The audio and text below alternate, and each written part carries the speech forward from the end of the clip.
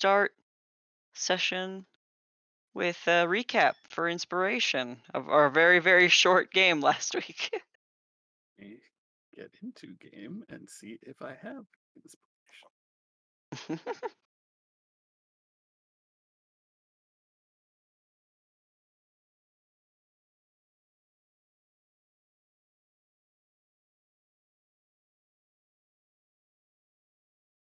I do have one. If anybody is lacking inspiration, good to go. I know this will shock you, but I've got you beat, so if you would like to get that inspiration, go for it.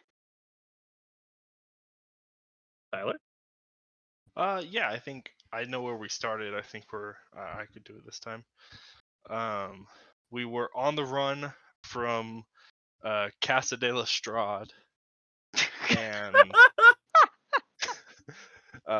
we got a ways away, and then I did made a 45-minute long prayer, sang some hymns, that kind of thing, and transported us You to hosted a service.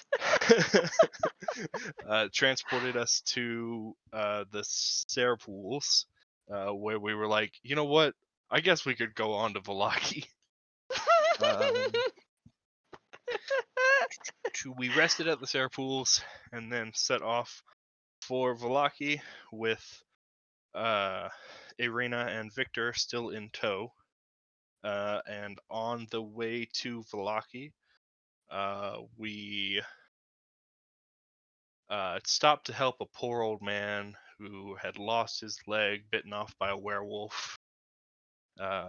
Turns out, well, we don't know whether or not his leg was actually bitten off by a werewolf. That's possible, but if it had, it happened a long time ago.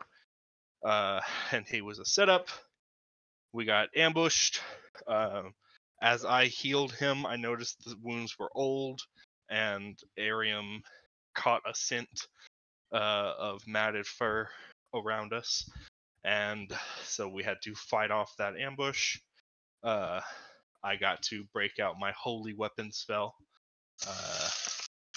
and Victor got bitten by a werewolf, I think. And we,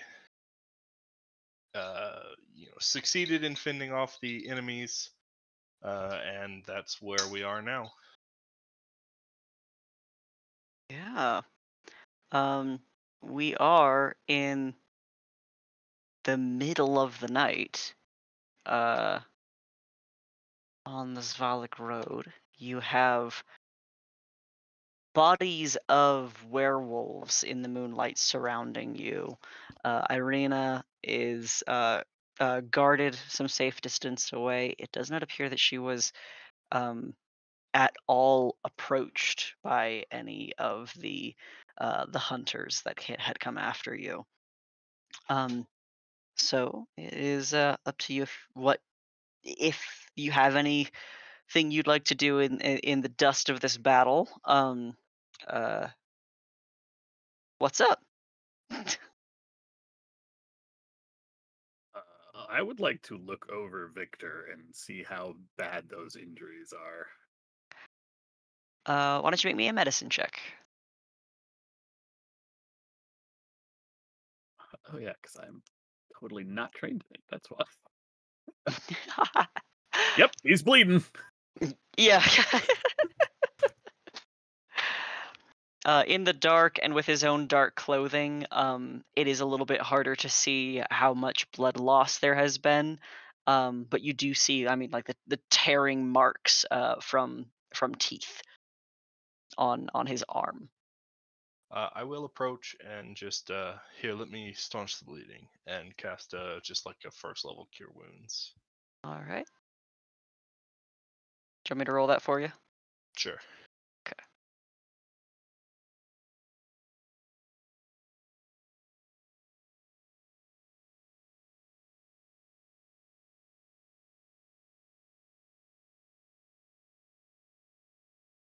You've been Okay. bitten. There is a chance that you have received their curse. This is not necessarily any sort of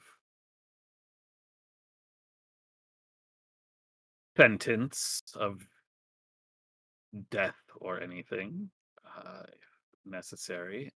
My order is dedicated to helping individuals deal with the curse of lycanthropy. I am admittedly somewhat of a new member myself, but I can do my absolute best to assist you with whatever it is that may come.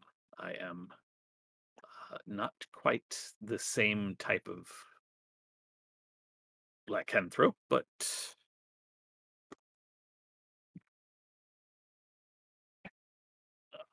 but perhaps it will be enough. If it comes to it and you do not believe you're capable of undergoing the rigorous training necessary to control a more bestial nature within yourself, I mean, I can do what I can to remove this curse. However, I do not think I can do anything about it tonight. Well, you seem to have done enough. Most of the wounds themselves in silvery light have knit themselves nearly completely over. If there is something to worry about, we can address it when it is more obvious.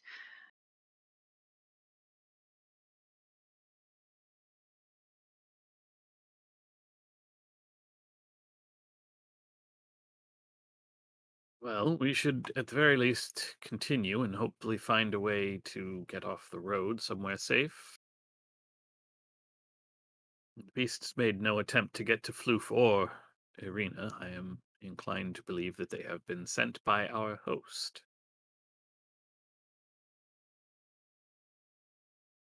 So much for the laws of hospitality. I believe their laws of hospitality only maintained within his household. Hmm. I don't know. They didn't really seem to be in force there very much either. He also did offer to maintain such, provided we give him Irina. I don't believe that counts.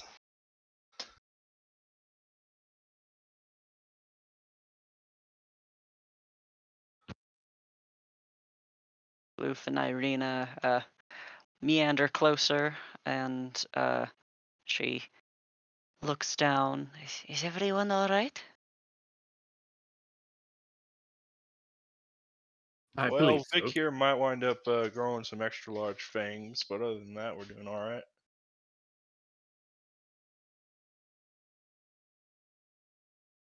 Yes, other than that, we're doing just fine. Coughing up blood.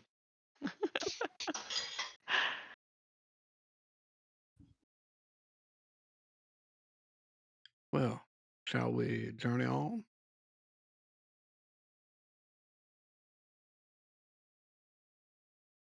Yes, continue to St. Markovius. Yes. Still mounted. Uh, Irina and Victor begin walking on the path you all uh, nearby or in line. Um, and the moon above begins to cross the sky. Though mostly obscured by clouds, you can see the pale flicker of its light through the mist every once in a while and feel the draw of hours passing. Ahead on the road, you see a light as figures begin to cross the road itself. Spectral forms that hold humanoid shapes pass across the road ahead of you and walk into the mist. You hear in the direction of their march the sound of water falling, and it seems more present, possibly louder than the sound of the river the last time you'd come this way on the road.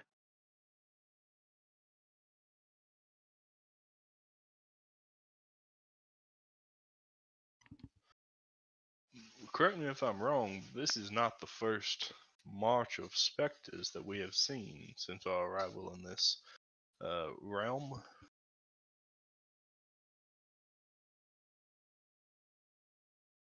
There is the March of the Dead in Barovia, but Yes, sorry.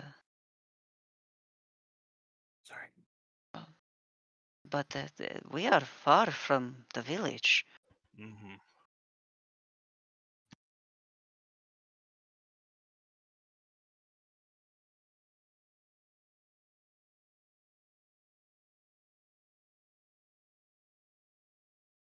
I where are the spirits heading, does it look like? Does it look like they're heading past us back towards Castle Zvarovich, or are they just walking into the woods? They are walking like from the woods to the woods. They're like running perpendicular on the road to you. They're like crossing the road. And did I hear you correctly? We can hear a river? Yeah, Are they walking towards or away from the sound of the river? towards the river, which would be as you're walking on your right. Okay.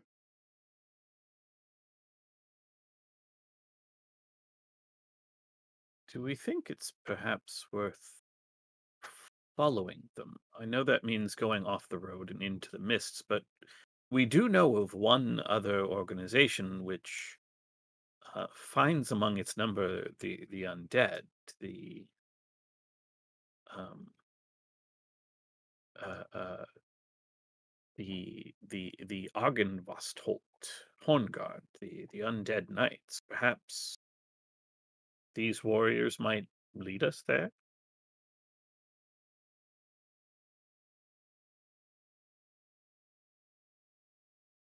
Well, it is certainly possible. I do believe we'd have to keep on our guard, for if they are not members of that esteemed organization, then we could find ourselves in significant trouble. Is true.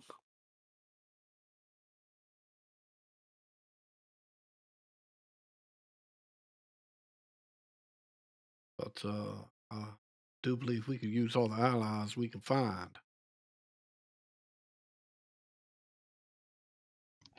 Well, let us follow and see what we can learn. Keep close. Do you wish to attempt to track stealthily? I think Oh that's a good boy. idea. I think the most important thing that I want to stress is that everyone is within sight of someone else. There is no one like behind everyone else or anything like that. Okay. If you'd like to roll stealth checks, please do so. And I will check what my passive perception scores are supposed to be. I guarantee it will be good enough because I'm in scale. Not that the scale made Uh, a huge difference. All right, Victor. Dun, dun, dun, I'm scared. Hey, All I'm right, training Victor. myself.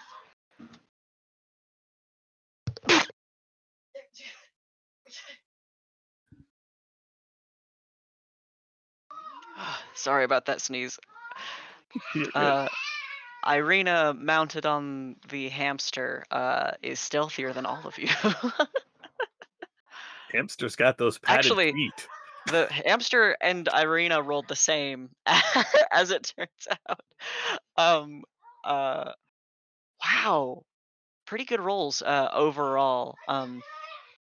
You need make no roll for survival. The glowing specters ahead of you are plainly visible, and leading them, you can kind of glimpse the glint of steel in the moonlight. Um, the figure that walks ahead has more weight and crashes through the underbrush, making a fair amount of noise.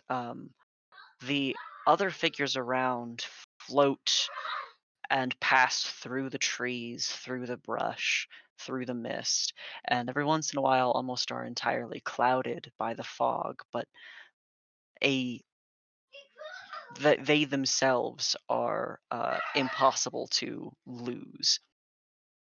You walk for surprisingly not very long, maybe 15 minutes or so, and the sound of water is louder and louder and louder. And you feel underfoot as you are climbing north off of the road that the ground underneath is steep and you feel yourselves climbing up. You have some familiarity that the River Elvis runs near enough to the Svalak Road, and you can almost and you hear it getting closer and closer and closer as you approach. And finally, the trees part some as you come to the river itself, which is fairly wide and black as the night you tread through. And you can see how the bridge you came to before is the only passage over this river. Not only that, but besides the roll of the river over stone, you hear the rush of falls. You can hear a waterfall some few hundred yards away. You don't know how steep that fall is, but it's certain. These specters on their path begin to drift over the river. The heaviest form of them walks through the water and down, sinks beneath, is unseen as these other figures follow across the surface. When they reach the other side, some 100 feet away, ahead of them rises from the water that same glinting steeled figure. And abruptly on the other side of the river, they all stop. And then curiously, as far away as you are, you hear it plain as day, the sound of something ringing as the armored creature hammers the pommel of a steel blade onto what sounds like something metal, though he strikes what looks into empty air. After a moment, a light appears, another light, as if doors part, and the seam of light from some place you cannot see pours out across the surface of the river. And you hear a voice thunder across the river. Be gone! And there is another brilliant flash of light. The air smokes as you hear thunder roll and lightning pour from this seam. And the spectral figures evaporate, and the steel figure collapses. The seam of light vanishes with the slam audible as a steel door, and you see nothing else.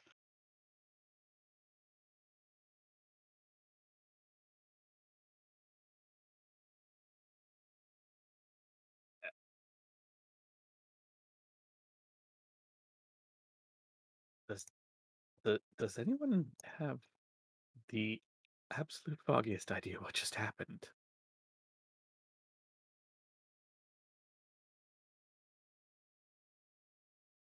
Well, I certainly do not. But I can't help but be reminded of the reading that Madame Ava gave me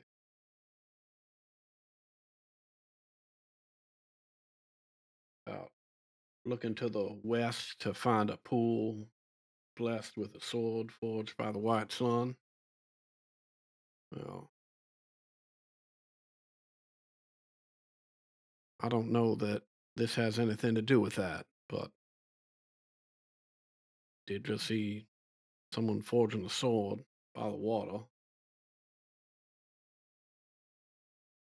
Don't know that white sun has anything to do with it or not, but perhaps her fortune telling is just at the forefront of my thinking.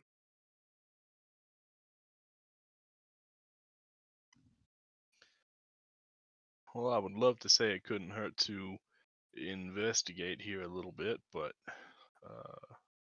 I don't know if that would be a lie. It might hurt, though I think we should probably do so anyhow. How Do we wide have across is this river? at least 100 feet?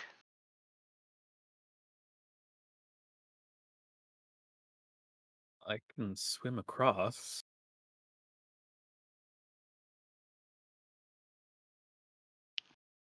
Thus far, the water here has seemed to be devoid of any sort of life, although I am hesitant, to say the least, to just assume that that is the case here.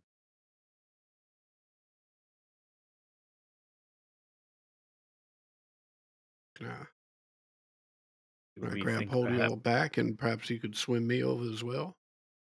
I was going to say, perhaps there's a vessel nearby, or we could create something that would, I think even felling a tree to pull would be perhaps enough for you all to, well, not you, Floof, I'm sorry. Well,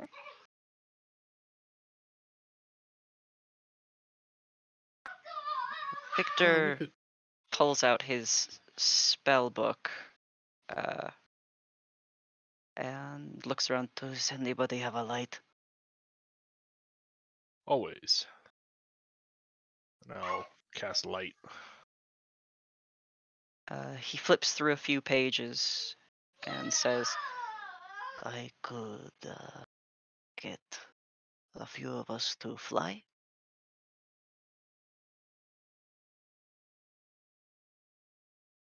If that would be safer than the water.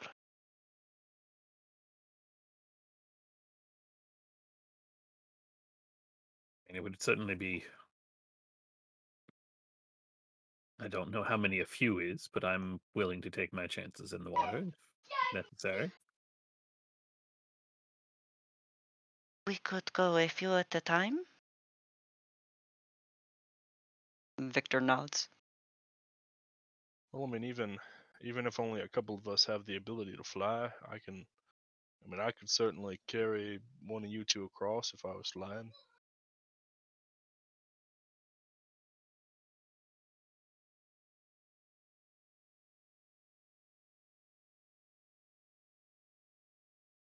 We cast fly on Floof. Floof can carry somebody.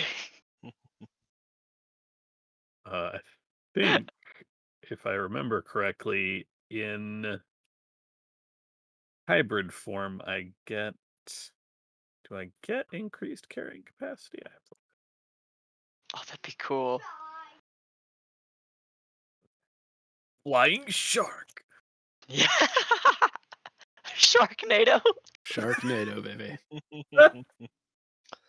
Well, look, Um, no, it does not look like that is the case. I think perhaps what I should do is instruct Floof to start digging now. Perhaps he can dig a tunnel under the river so that at least we've got an easy walk back. That's crazy. I love that. Don't make the fucking British channel Yeah. of Just be sure he digs Barovia. deep enough and the tunnel doesn't get flooded.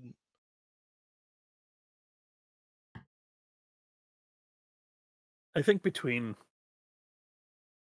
Victor's flying and my ability to swim, I am not overly concerned of anything that might be in these waters, or at least Rokea is not concerned.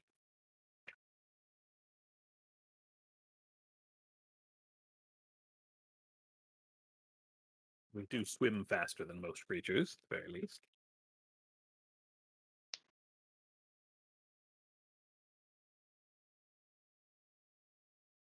Yeah, I mean, I've seen you rip across the water. You could be across that in 10 seconds.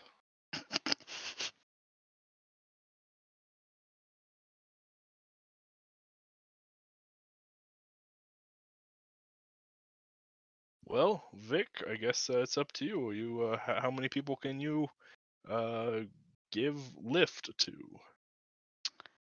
I think 1, 2,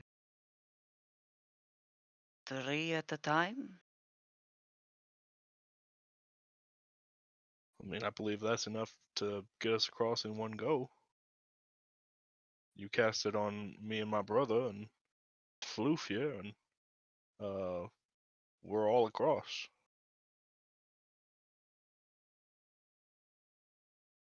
He nods and raises his wand.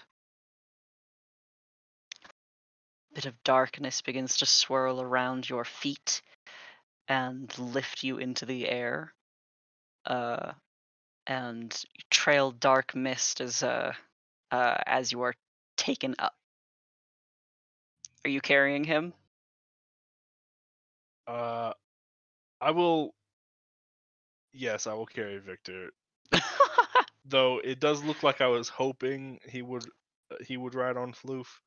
But Irina's already there. Irina's already there. So yeah, I'll carry him. Okay. Me and Zazarak just each take him by an arm.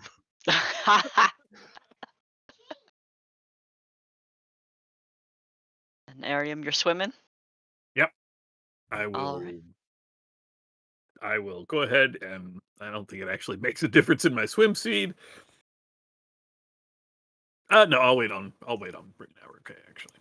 Okay. Gonna be so pissed. You came to a point where you got to swim and he didn't get to. He is, but we might be attacked by something on the other side, so You dive into the water and your gills brush into the freezing cold. And you don't see anything, but you do see how deep the river runs. About 30 feet down at its lowest point, which is pretty substantial for this like mountain river.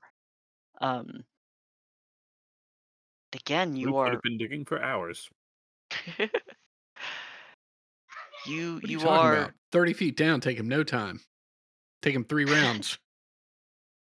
Then 18 100 seconds. feet across. 18 seconds, times another 10 seconds. Or no, times 100 seconds. Dude, he's an excellent engineer.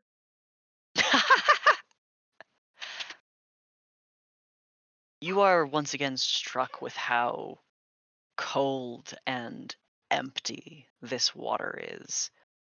And though it does not evoke the sea, it evokes in you the memories of the openness. And that strikes you with homesickness that's not that almost hurts just because you feel so far away. The fresh water feels different, smells different, and yet you feel just briefly very, very alone. You swim across, unobstructed, except for the powerful current that you have to fight. But you are a strong swimmer. You get there maybe in double the time that you would have anticipated, but still not long. Feel like there's a little voice in the back of his head that is like chuckling like very, very darkly and just, don't worry, you're never alone. I'm always watching you.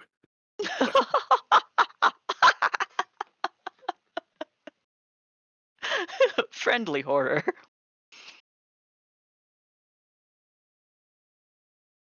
Everyone else alights, waits for Arium to rise from the water.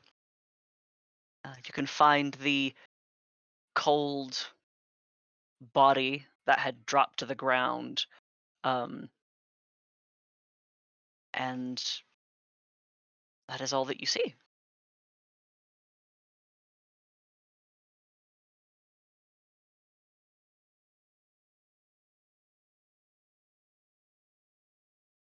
We poked it with a stick.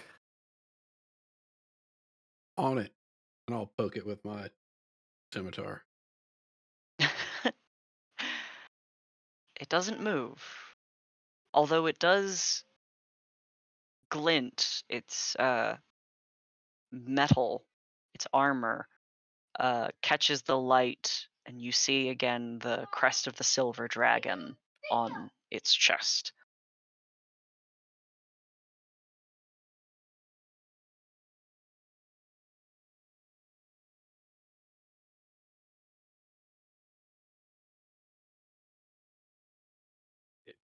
I guess I will just call out to no one in particular. Is this Argenvostholt? We seek Horngard and the Order of the Silver Dragon. There is nothing but the forest in answer.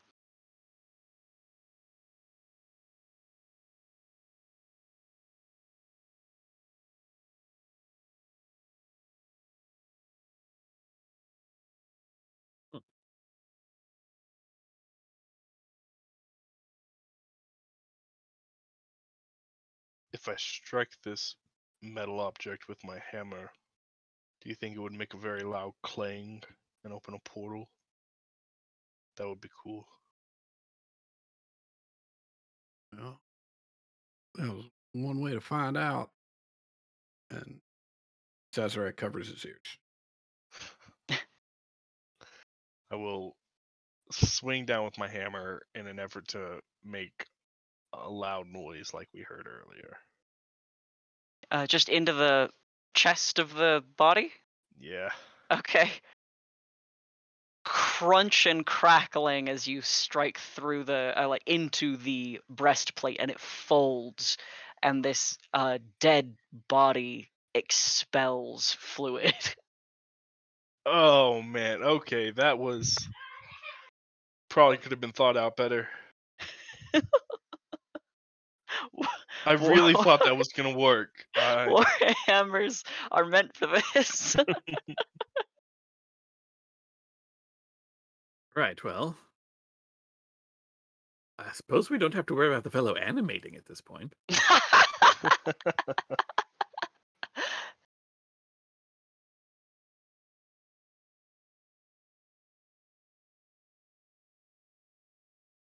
Was there another pool of water that the person that we saw tell the spectral army to be gone? What I were think they? It was this body. Were they just floating in the air? The light appeared to have been kind of suspended in the air. Yeah. Like a rift opening.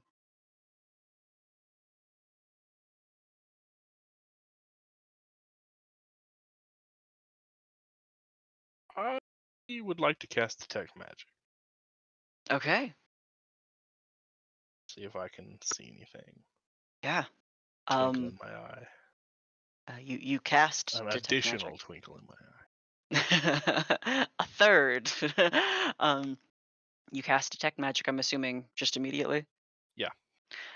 and you see near to this body that you've just crushed like a fruit gusher, um, Ugh.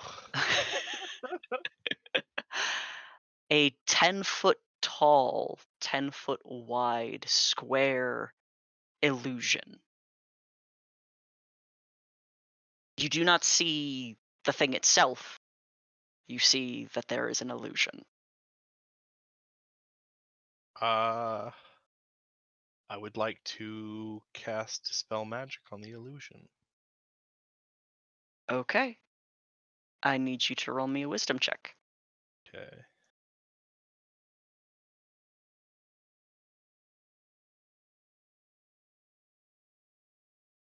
I'm gonna use the advantage that I got this morning. Okay. This morning earlier. God damn it. Also, just to be clear, is this a check or a save? A check. Okay. Unfortunately, that does not dispel the illusion. Huh. I should have guidanced myself before I did this. But I have that spell. If you had guidance yourself, you would have lost your ability to see the illusion. Yeah, but I don't need to see it to dispel it. I just gotta know it's there. That's true.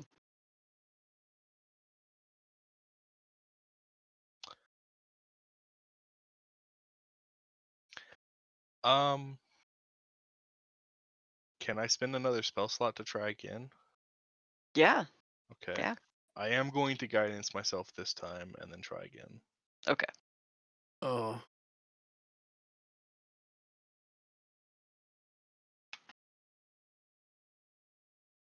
Well, guess I didn't need the guidance, but All right. Give me 1 second.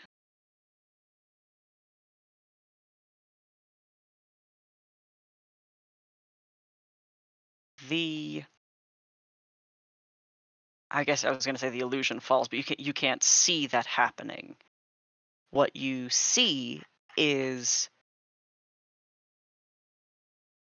the square, the square that you see begins to take form, and you see a steely face of a door that is just barely lit by the moonlight enough to see the filigree of rolling clouds and thunderbolts through it as that illusion melts away. And in its place, there stands a woman who is uh about 5'6", very pale hair, very pale face. She is fully armored in bronze, uh, and she wears no helmet and has long horns that rise from her brow, and seems startled, surprised, and fearful. Turns to face you. One of her eyes empty except for a glowing golden sparking energy. She raises her hand, which is gauntleted, and you see energy begin to crackle between her fingers. Who are you? Easy now. my name is Zeldrin. We are visitors to this land. We come to stand against Strahd, who holds dominion over these lands. We've come seeking Argon Voltstot, Argenvostolt. that one, in search of allies. Fools, all of you. She takes a step back. She's very apparently a tiefling woman with furred legs and a tail. The first that you have seen in Barovia. Her arm is still raised and crackling with power.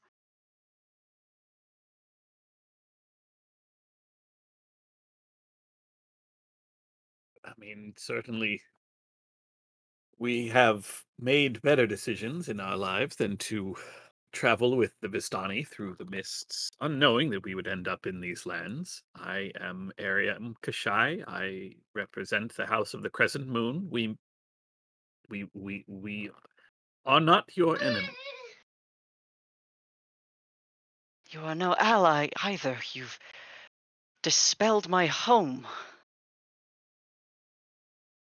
She looks back behind her and then back to you all. Oh, I apologize for that. We knew not what it is we were dispelling. We followed a force of specters walking this way, and um, were investigating what happened. And all I saw was that there was a square of magic here. I am sorry. If I knew that there were a door, I would have knocked. We did call out. I cannot hear from inside my home. Magnificent mansion.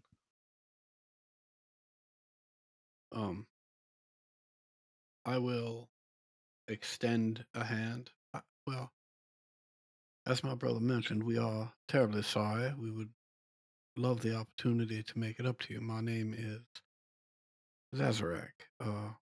What is your name? Octavian.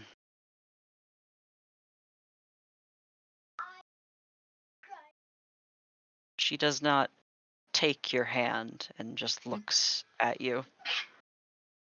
You say you stand against Strahd. I've heard that before.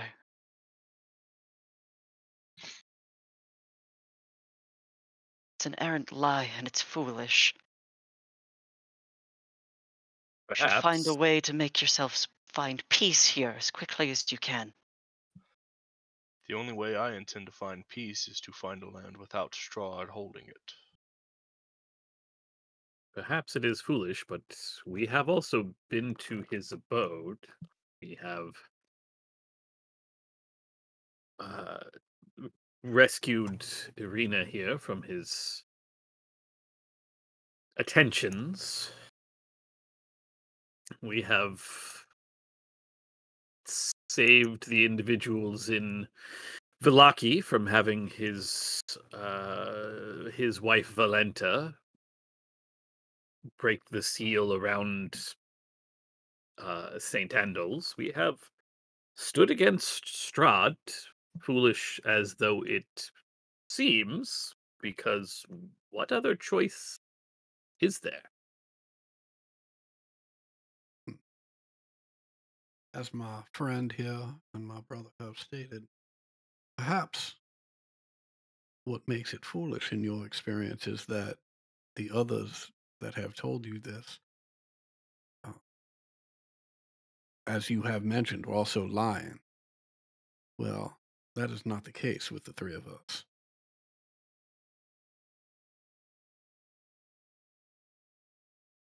We are honest and we are true, and we will not allow Strahd's reign to continue unchecked.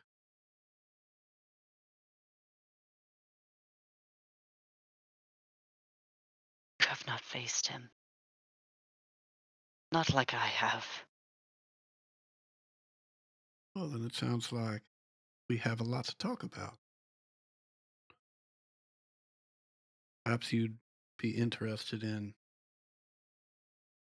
sharing some information while we do what we can to help you rebuild your home. I will not be able to until tomorrow.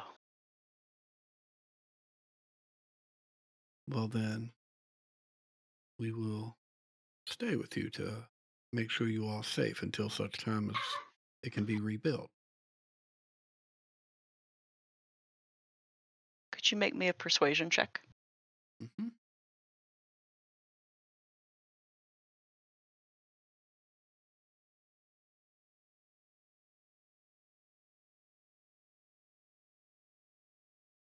You keeping it?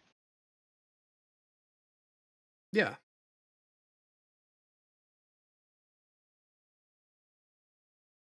She looks at you and each of you, and under her gaze, you see the lightning within her eye spark,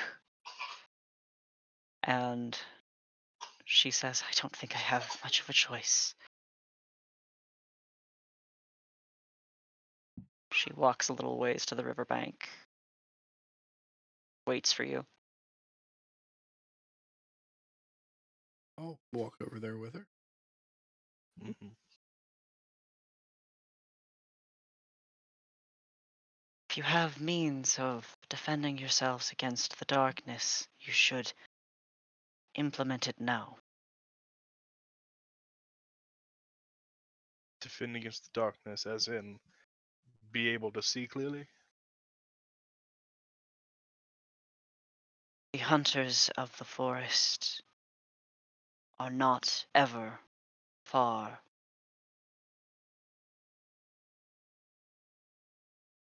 The I will. werewolves. We did tangle with a group of werewolves on the way here. Many of them are now dead. Werewolves, witches, barbarians, beasts. Take your pick. More than just the werewolves. Then. Yeah, I picked the werewolves considering we already fought them. We are always prepared to stand against the creatures of the night. Though, given a moment, I shall allow everyone to see that threat coming from much further away. And I will grant my eyes of night to Zazarak, Arium, Victor, Irina, and this tiefling that I forgot the name of. Octavia?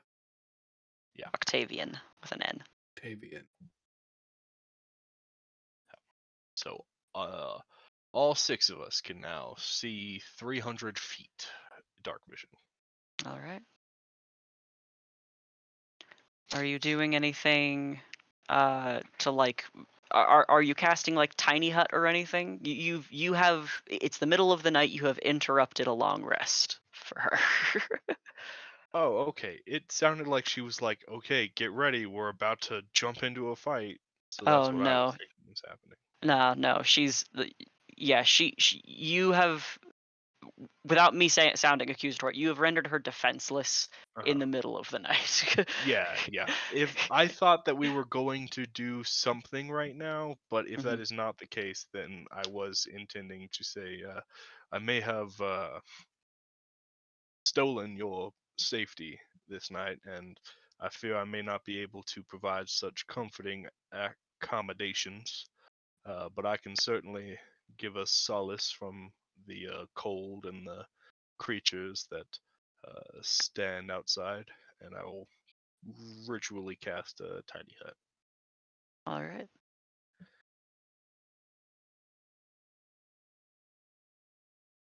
Once the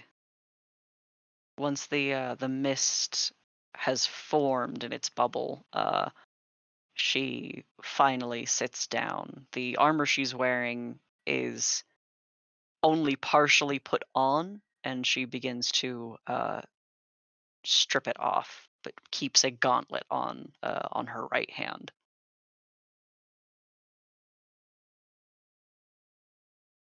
Followed Vestrani here, you said. We were sent by our organization to uh, broker with them back in the realm we hail from. They were to be told that they needed to leave the vicinity of a town. And we made our way to them and said, it's time to pack up camp and move along. And they were like, yeah, sure, no problem. We were just waiting on you guys. And We walked with them for a while, and before we knew it, we were transported somewhere that was not home. I hunted for this place. It is an obligation for me to seek out places like this and to restore the spirit of freedom to the enslaved peoples. About a year ago, I had arrived here. I made it to the village of Barovia, made a bit of a name for myself with them, and several of them took faith with me, followed me to Castle Ravenloft, and not a single one survived.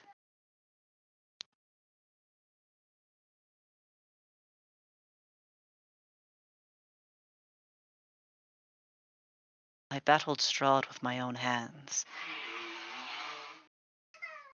for ages. Whatever you may have been seeing as his guest in his household is not the monster that reigns this place.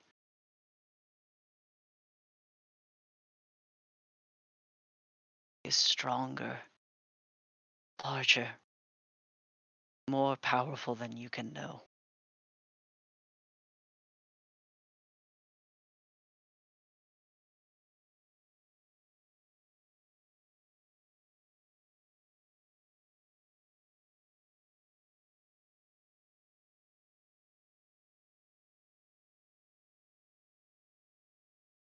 We understand from Madame Ava and her troop of Vistani that he was not always this way. That at one time he was a a noble warrior. Was he already this monster by the time you arrived? How long have you been here in Barovia? I am sorry that the people who followed you. I'm I'm sorry for what happened there, but we we must continue this fight. I have been here for a year. No amount of patience has granted me any strength, merely agitation.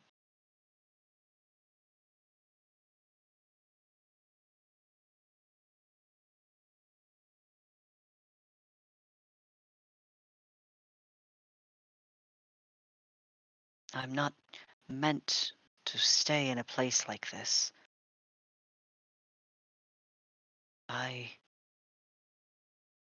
am needed elsewhere. I cannot leave, and Strahd cannot be killed.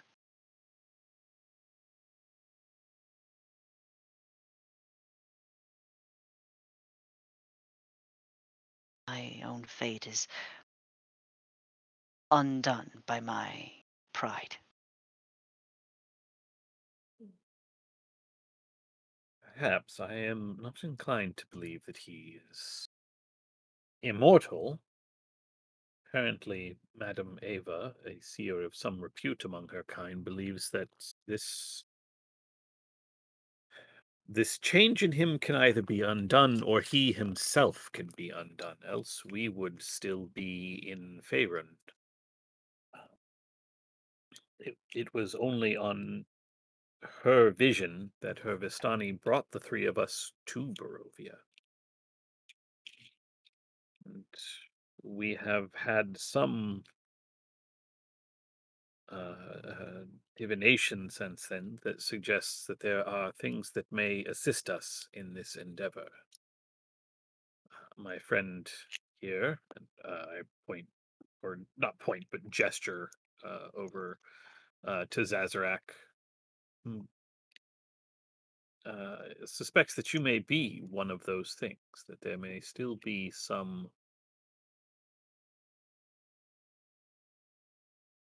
link, some tie between you and our efforts here.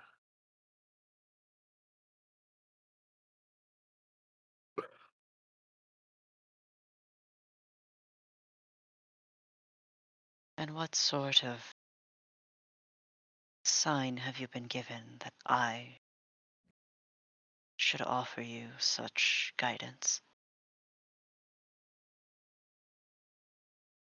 Well, to be clear, it's not you specifically. It's just that the reading that was given to me spoke of a pool to the west that was blessed by a sword forged by the white sun. And here by the riverside, we saw a vision of someone forging what appeared to be a sword when there was a crackling of white light. That is what led us across the river and led us to you. Does any of this mean anything to you?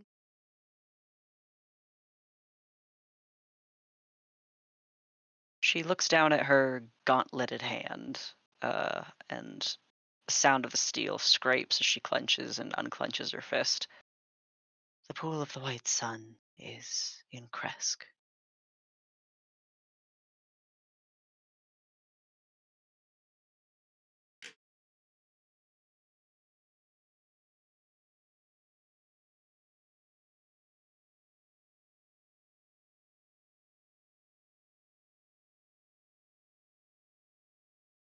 The armor, and I will gesture to to the now splatted individual. Um, you are familiar with its symbol. I am.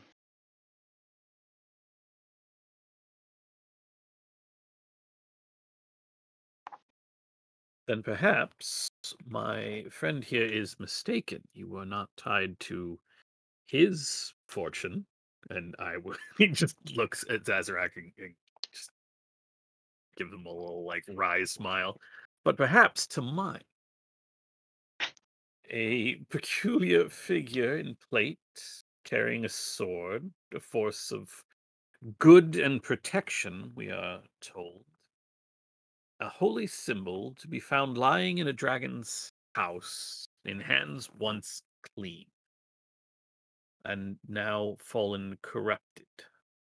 Well, a dragon's house, even though it would seem we have rendered your house inaccessible for a time, perhaps there is yet something you can do to assist us.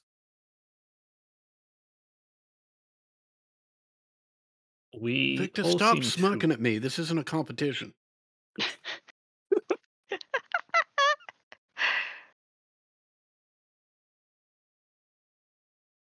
It would seem that we all would seek the same thing, a an an end to one in power here.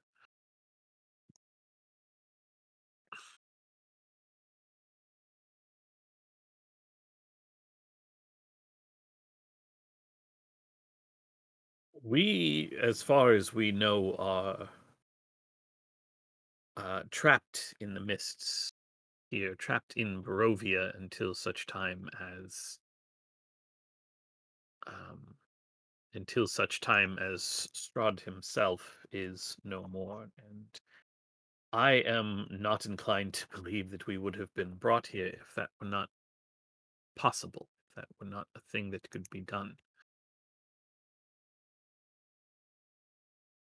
We have stood up to many of the forces of Strahd here. We have dined at his table, as it were, and enjoyed at least for a time, the hospitality of his house.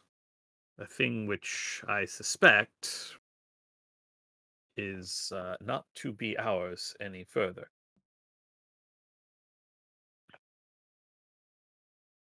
I believe that should we be able to find this Argenvastholt, should we be able to find Hornguard and the Order of the Silver Dragon, we made an oath to a suit of an individual who wore a suit of armor similar to that one, um, that we would do what we could to allow him to rest. You are familiar with the armor, the first, I think, that has indicated as such to us.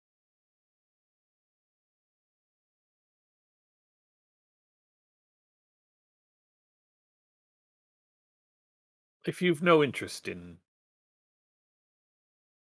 helping, if you've no interest in if you wish us to leave you alone and not trouble you any further, then I am certain that my allies and I um, would be, if not happy, at least willing to meet that demand. But if you can assist us, we would welcome any allies in our fight against Strahd.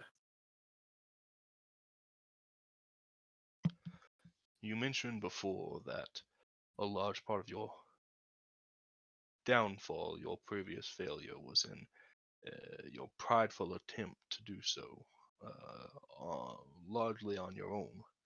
But if you stood against Strahd for as long as you did, and you escaped without facing death, to stand against a tyrant such as this requires many arms, many folk.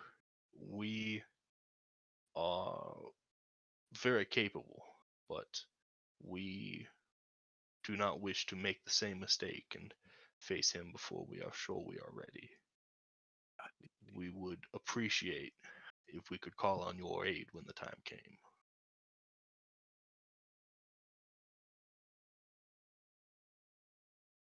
Her eyes are still cast into the palm of her gauntlet, and her hair hangs loose over her face. It is only so long that you stew hidden away here that you are truly defeated. It is once you deign to try again, to rise up and refuse to be beaten down, that you can not right the mistakes of the past, but to learn from them and move forward.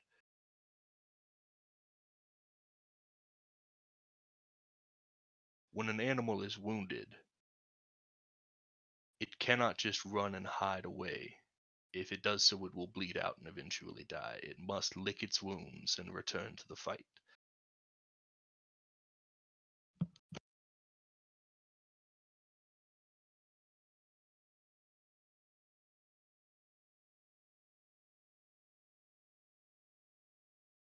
I cannot allow for more blood to be spilled by my hands. I've spoken to Sir Godfrey Gwillem of the Order of the Silver Dragon. I know what it is that he and his people seek.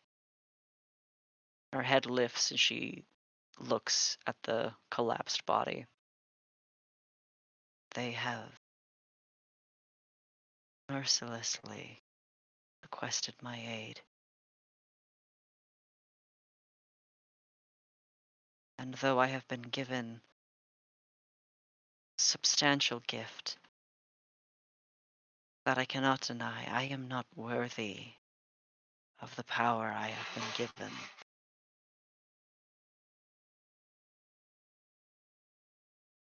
and I will not lead others to their deaths again. We do not mean to ask you to lead another army. We merely ask that you assist us in our efforts. To join us on our cause and help us find the path to victory, help us avoid the mistakes that you have made. We do not.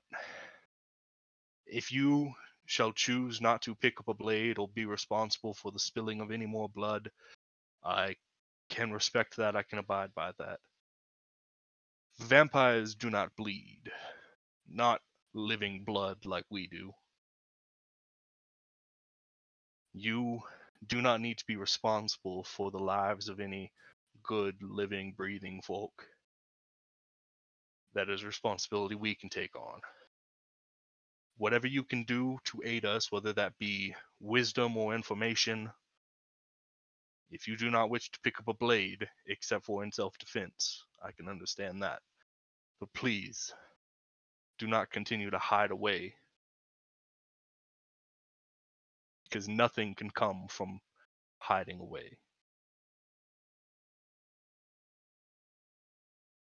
Would you come roll me a persuasion check?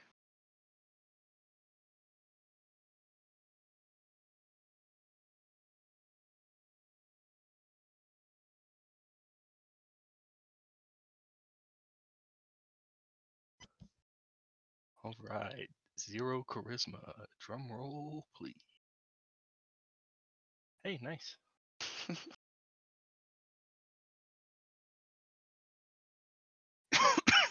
No guidance, obviously. Mm-hmm. Sir Gawain seeks rest along with all the other members of the Order of the Silver Dragon. His lover, Vladimir Horngard, was the greatest of their number after Argynvost, the founder of the house. It has been some time since I've been into the valley. But if you can bend the ear of Sir Gawain, you will have the ally of Horngard.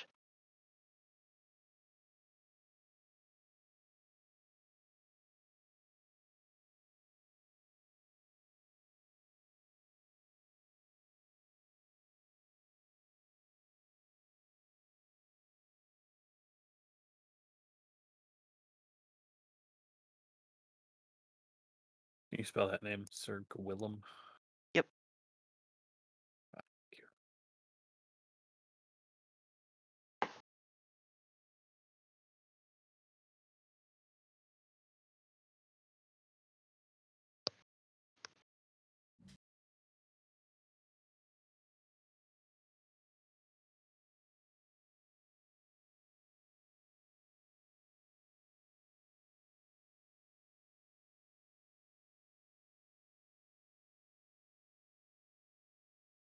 And where would we find these two?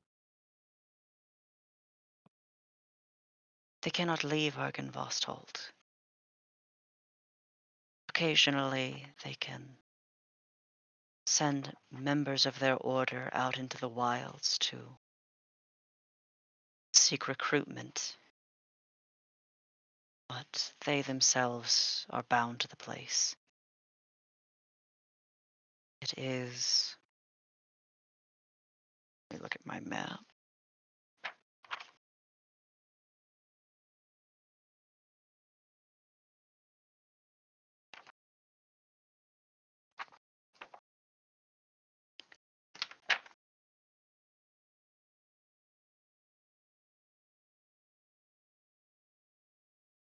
It is west of Valaki, just past the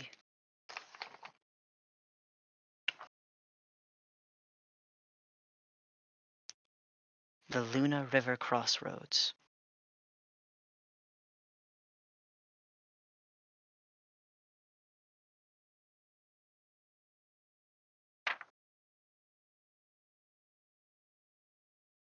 It is within an open valley. If you follow the Lunar River, you will find Argynvostholt.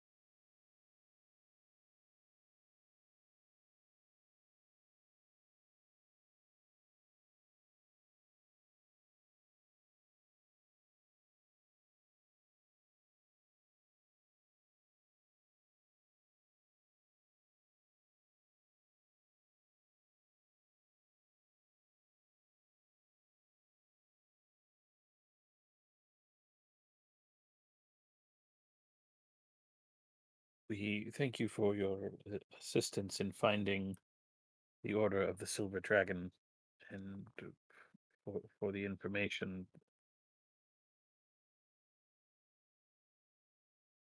May I ask what brought you to Barovia in the first place a year ago? This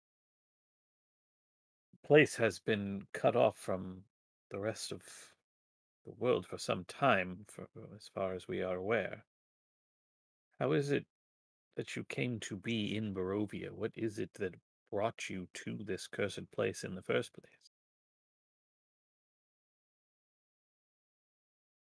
I am a seer, after a fashion, prophet. I am given signs to read and guidance by my gods. I was told to follow a path that led me here so that I may aid in the freeing of the people.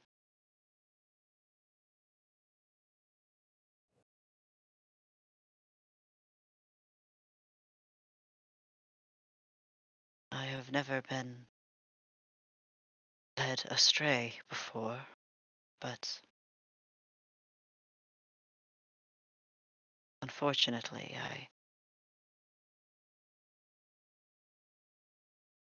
perhaps did not understand what I was being told as well as I should have.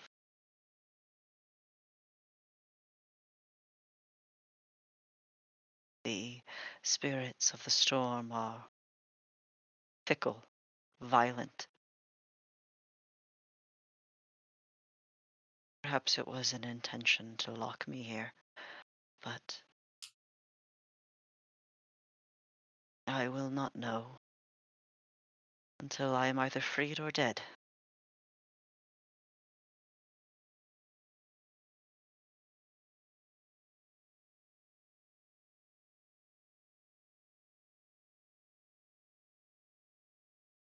I am unable to see the future. So much so that my brother and my friends here might argue that I can't see it when it's right in front of my face. But it does strike me that perhaps your vision wasn't wrong at all, and that your first endeavor, as tragic as its outcome was but a necessary step in gaining the information and experience necessary for your next attempt with a new set of allies to be great success that your vision has shown. I certainly hope that that is the case.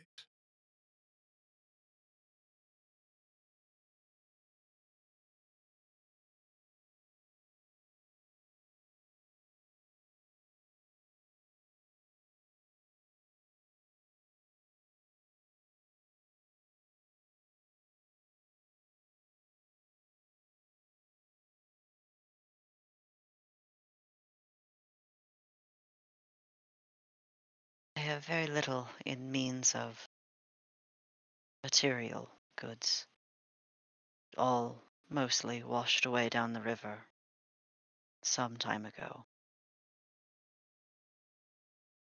I don't suppose I could trouble any of you for some place to sleep. Oh, well, of course. Yeah, and I will give her my bedroll. She takes it, makes eye contact with you finally, and unrolls it and lays on her side, sort of facing all of you, but without looking at anyone.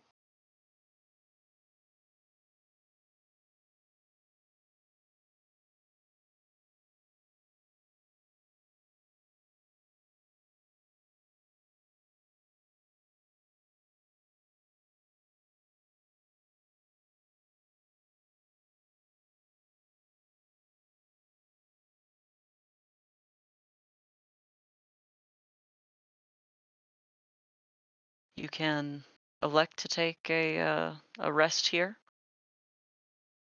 It would be up to you how long that rest may be.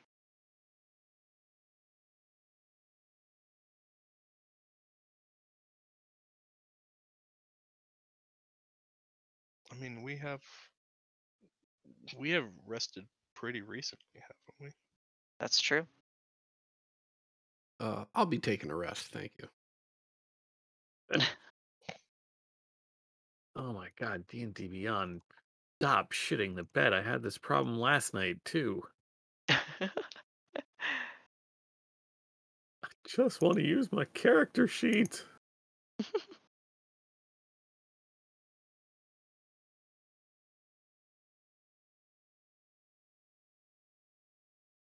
Is it a long rest or a short rest? I'm going to try and meditate for my 4 hours. Yeah, I mean, if we can long rest, I wouldn't turn it down. The three of you would be capable of a long rest, bringing you to daylight. Would you rest the 4 hours or 8? As long as Octavian doesn't need more than 4. Technically, she has experienced an interrupted long rest. So Okay, it sounds I like thought she it needs only 8. counted as interrupted if like they did a whole lot of stuff, not just like chatted a little bit. She got up and did some fucking magic of some kind, like from across the river that you Mhm. saw, which is interrupting her rest. Okay. Yeah. Then I mean, yeah, as long as she needs. Okay.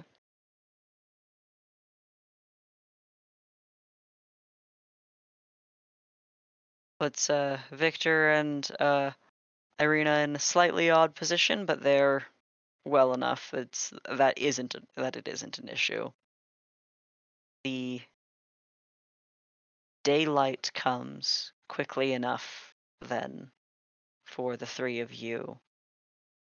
You see the river now still dark, but now glittering with morning light and some animals who have come down to the river in the early morning.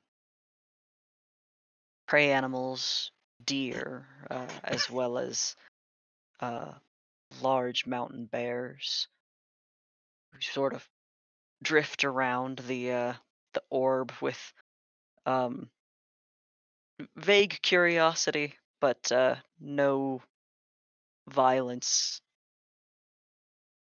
and then wander back through into the forest.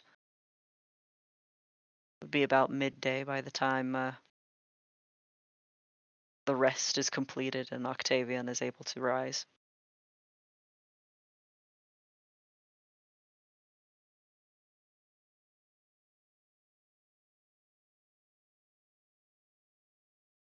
I thank you for your hospitality as it is.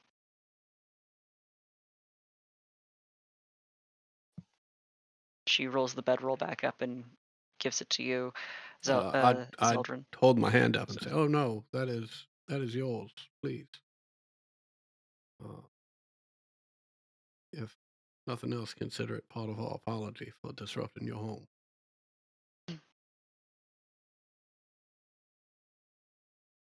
Well, if you should ever come to the falls again, I assure you that comfort such as this will be unnecessary, provided, of course, it is my home is not disrupted. She kind of smiles, just barely.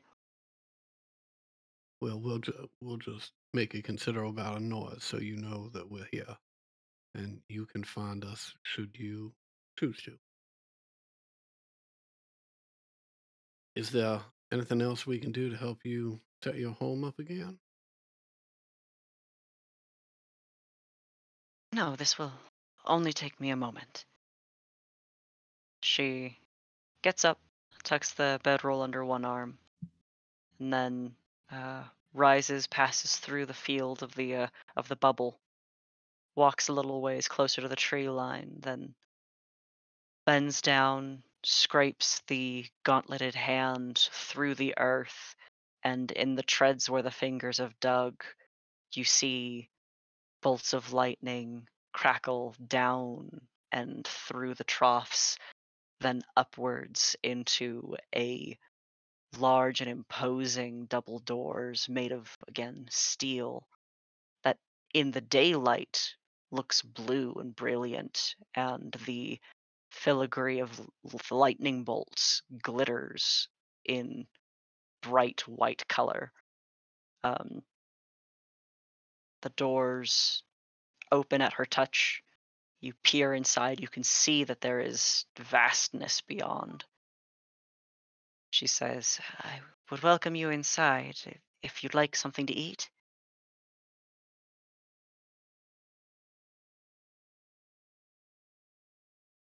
Well, that is a very kind invitation, but do believe that we must be on our way.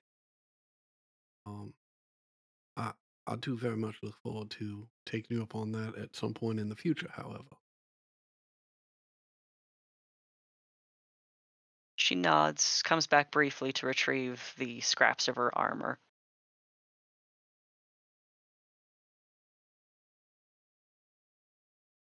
Blessed be your travels. And Careful. your stays.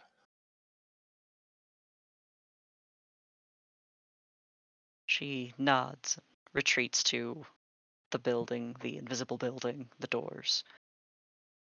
As soon as the door shuts behind her, the glittering steel fades and vanishes into invisibility. Ooh.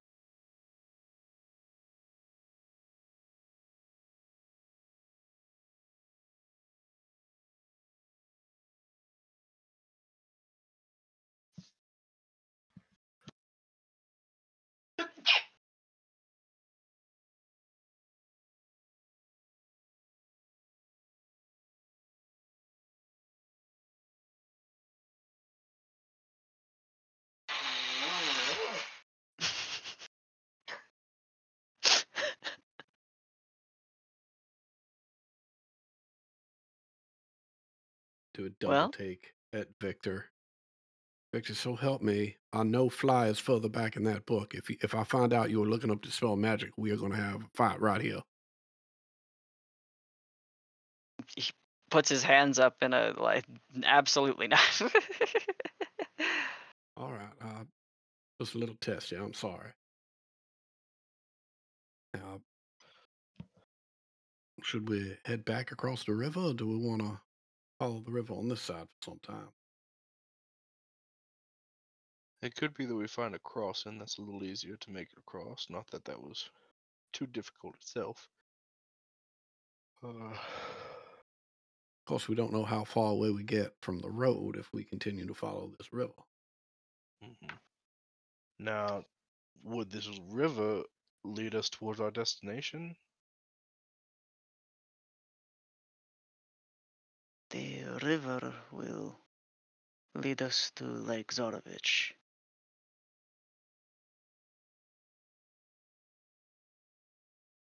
Is this the Lunar River of which you spoke? This is the Elvis. The Luna River is a tributary of Lake Zorovich further west. Right, right. It is not very far from Balaki.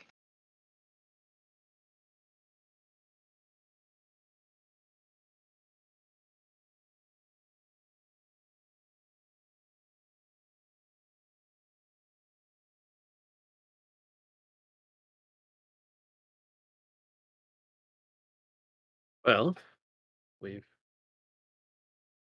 we know where to find an ally now.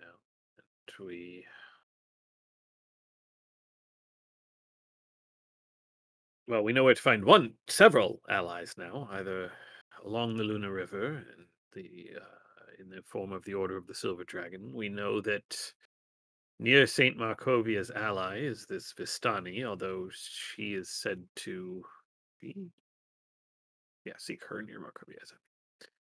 Um, she will not stay there long, according to Madame Ava's vision. Perhaps not to sound flippant or impertinent, but I very much suspect that the dead of the Order of the Silver Dragon are not going anywhere anytime soon.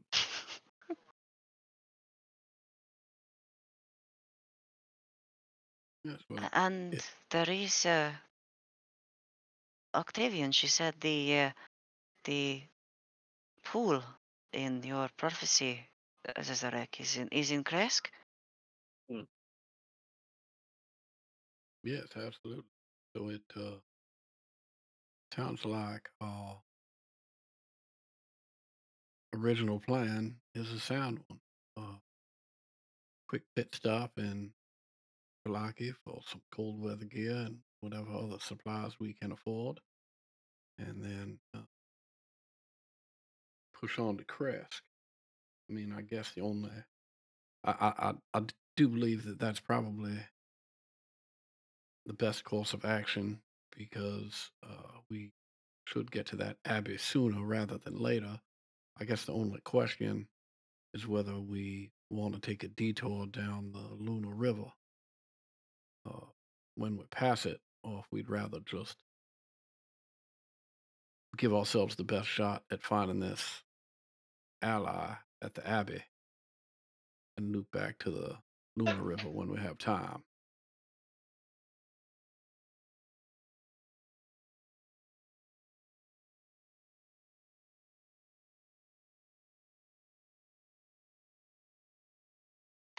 Do we have means of traveling as we did yesterday?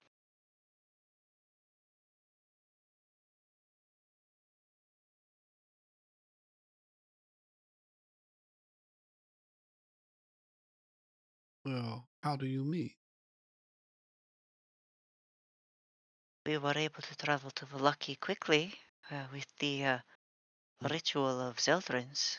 That would save us a lot of time.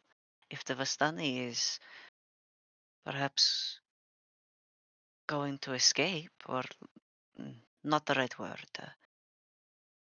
if she is not going to stay in one place for long, then perhaps we should try to get there as quickly as we can. Brother, what We say are you? still a good half day away from Balaki as it is.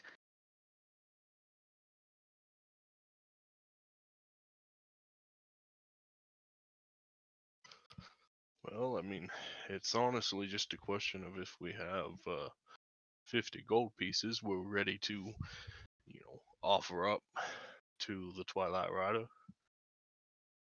Well, I have some gold, but I do believe that at this point, that money is probably better saved for the supplies that we need, unless either of you are rolling in coin.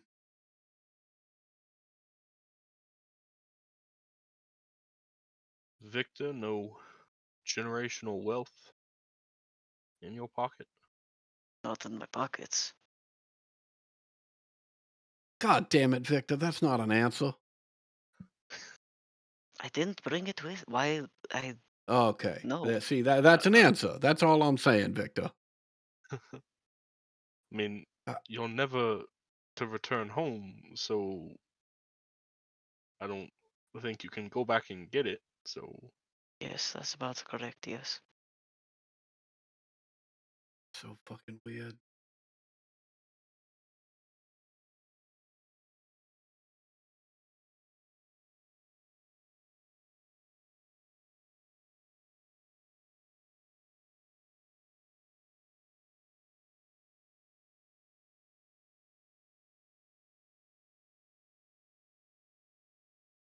Well,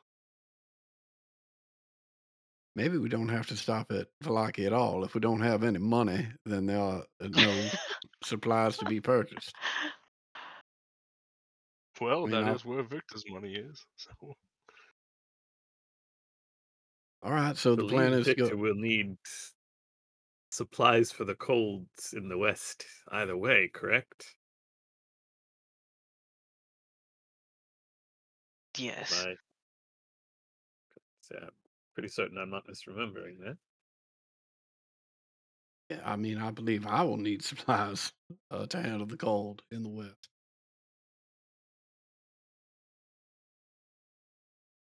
All right. So it sounds like the plan is to get to Valaki and then retrieve some of Victor's wealth without Victor entering the city. All right. Maybe we hi, should. fuckers, we're back to plunder the burgomaster's house.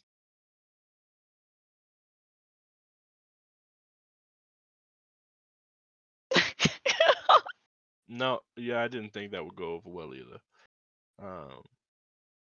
It's perhaps not the best way to describe that, but it is not an incorrect sentiment.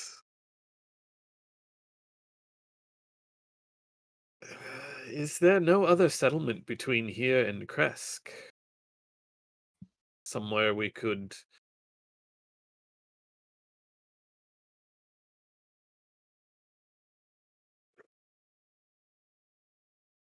excuse me, somewhere we could acquire the things we need.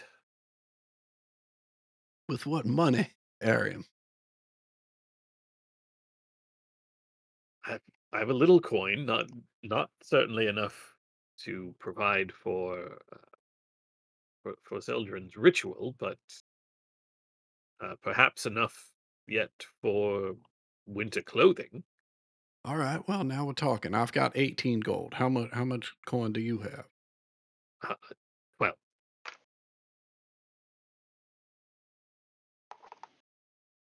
After my time in Valaki, I have 8 gold pieces.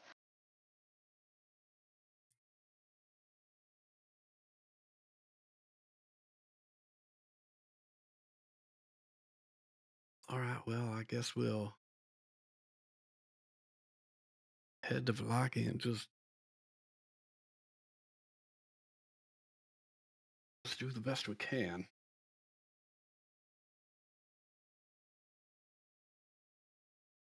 It will be good to check in with how things are going there. Perhaps we can, in all seriousness, speak with the the Watcher boys, and perhaps they might be able to help out with our requirement of supplies that we need.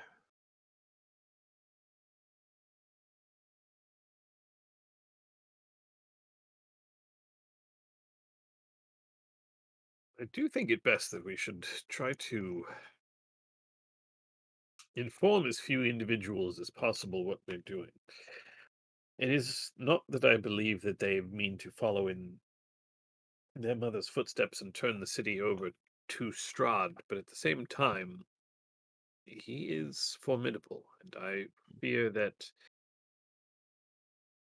should he come calling, as it were, that they would be inclined to tell him the things that he wishes to know. That Hmm. seems.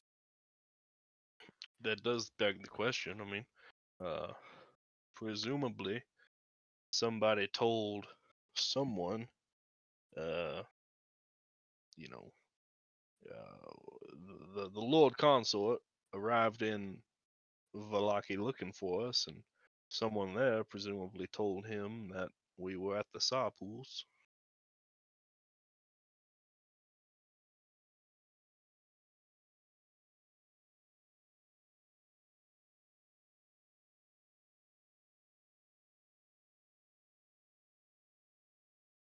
I think if we do not speak to the Watcher boys, perhaps uh,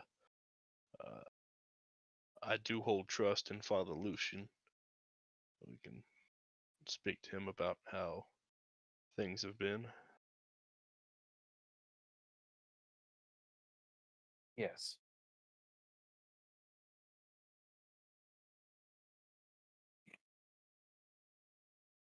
Father Lucian, I certainly would still trust and would believe he would do everything of which he is capable to prevent uh, the Count from learning our whereabouts.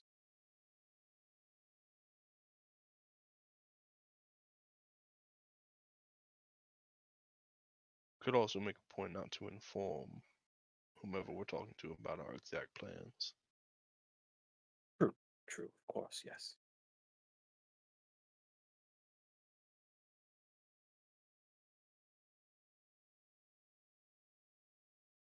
If we leave now and we arrive at Valaki, it will be nearing sundown.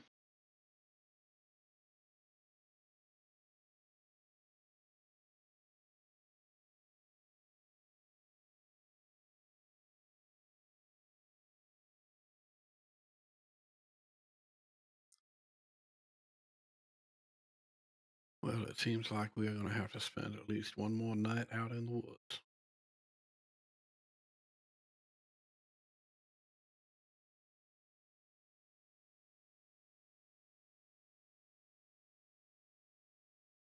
Right? Guys headed back towards the road? Yeah, I think that's the plan. Yeah. Yeah. Alright. Victor will reassign the flight spell to the Sunstriders and their pet, and everyone can get ferried across the river just fine. You walk down the mountainside until you find the road. It's hard to tell if this was exactly the same spot on the road that you had started from last night, but regardless, it is easy to tell which direction to head. And we'll take our 15-minute break, back at 5 after.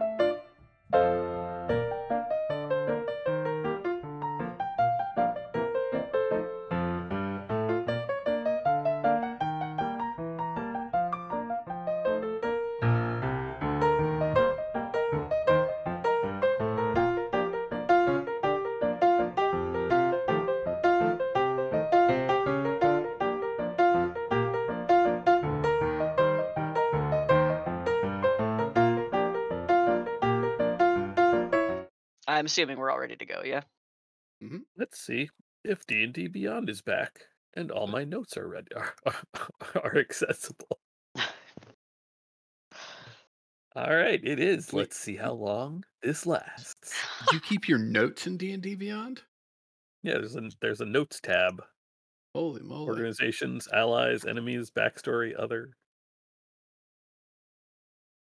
I had no I idea. could not do that. Any Okay. different than any other word processor. I mean, it's just that I've talked about how I hate how D&D Beyond looks, and I just use like um Google Docs for my note keeping. So I can sort things into subtitles and or subgenres and stuff and copy paste move shit around. It's easier for me there. Notebooks, yo, for the win. Pen and paper. My favorite is a notebook, but I'm too fucking lazy. I think my last notebook was like Mariana / Beacon notebooks. Nice. Yeah, I haven't successfully kept a notebook or any notes for fucking anything since like early Jacob. So even for like fucking Theros and stuff, I just have like a little legal pad that I like flip through to some open space when I need to write something down. It's bad. That is bad. Look, if I can't remember it, it's not important. Oh my god.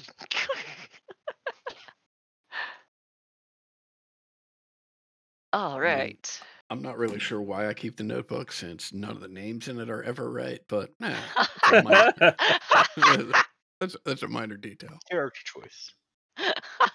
But they're always like 1 or 2 degrees off. Yeah. It's my favorite. Okay. Yeah. So you have your midday to get back onto the road, the Svalak road, and headed west towards Valaki.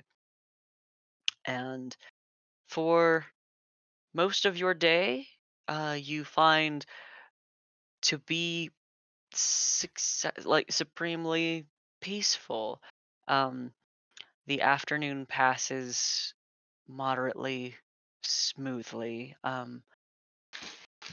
When the crash of underbrush and like the roaring of a bear, um, some ways away through the mist, is certain. Like you can hear something rushing and coming your way, like up from the valley, through the trees. You do not know if it's coming right at you, but it is getting closer, and it's unmistakable even to those with low perception.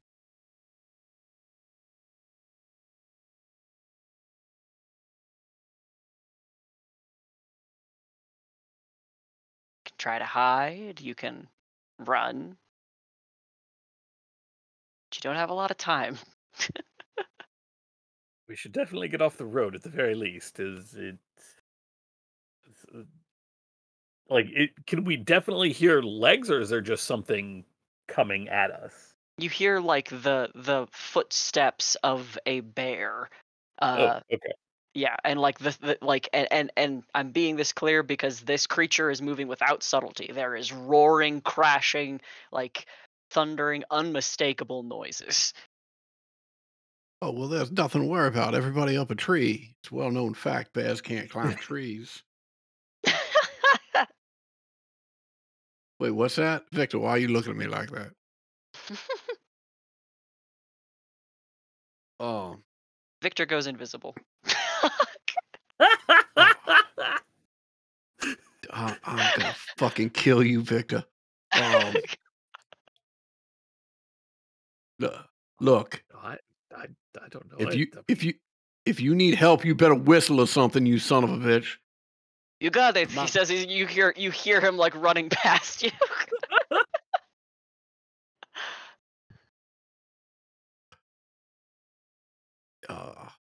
I don't know. It's high to fight. Let's make a call.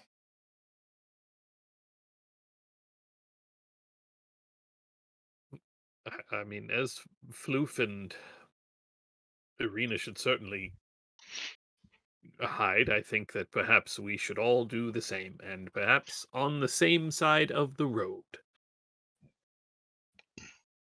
All right, Which Victor, way did where'd you Victor go, go? asshole?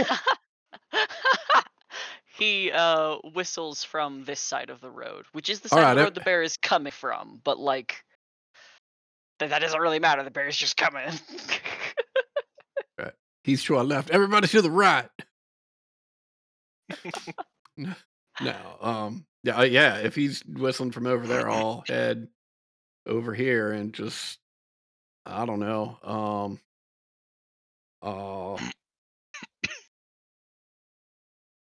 uh, yeah, try and find maybe a fallen log or something that I can sort of hide behind. I think that was the last kind of hiding place you looked for. It was. It was exactly the last guy. It worked so well last time. I'll try to hide behind a tree. All right.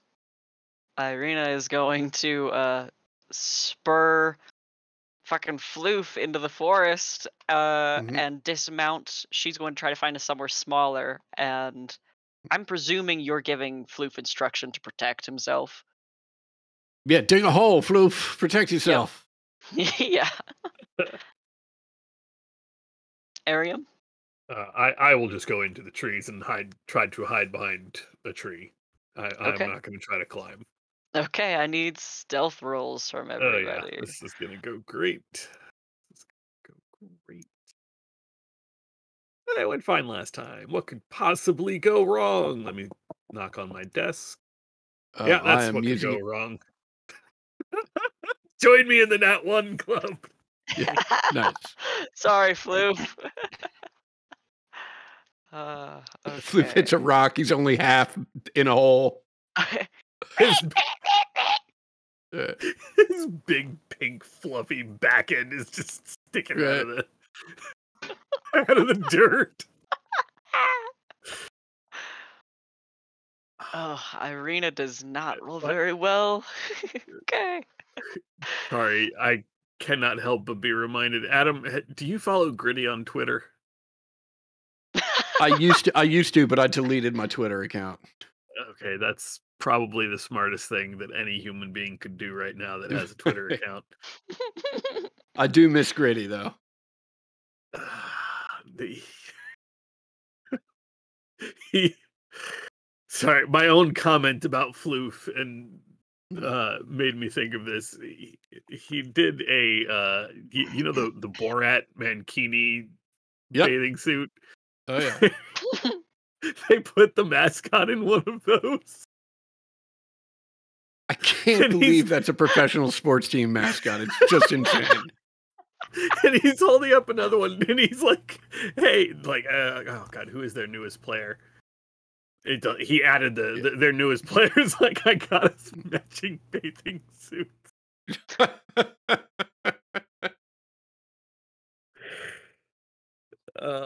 I should probably just link instead of describing things that just they're funnier when you. Joey has a giant green belly button. Yeah. I had no idea. None. Oh yes. It's pretty terrifying, actually. It is. It is genuinely horrific. Anyway, sorry. Yeah. The bear. Complete derailment. The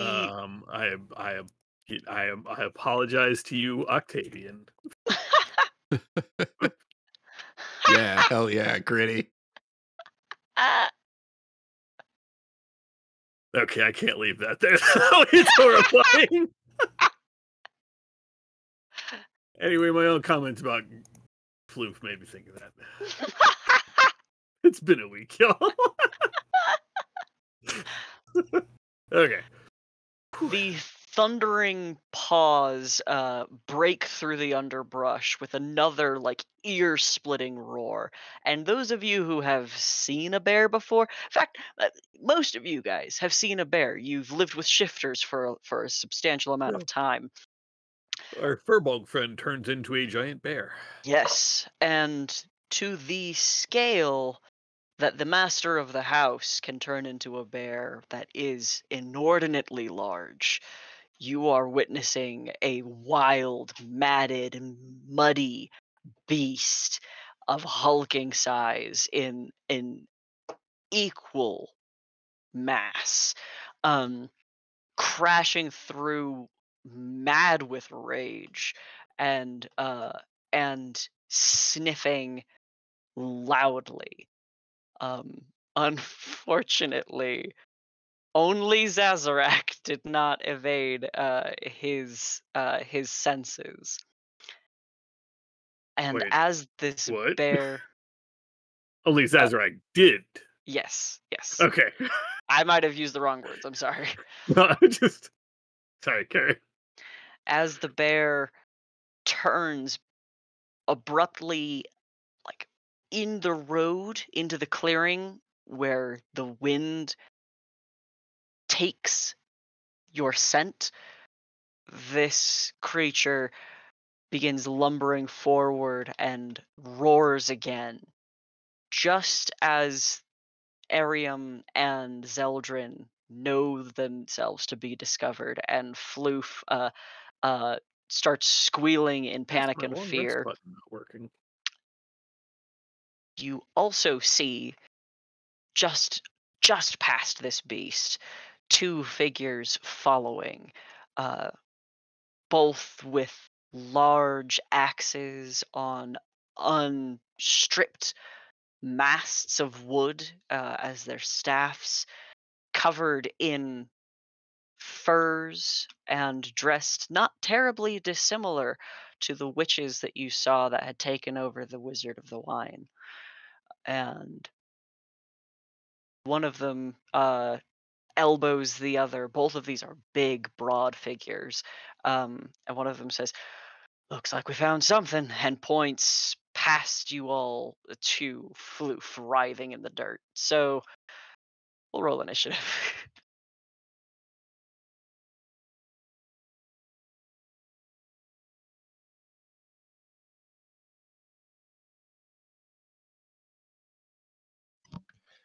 I will be there in a minute, but could you roll for me? Yeah.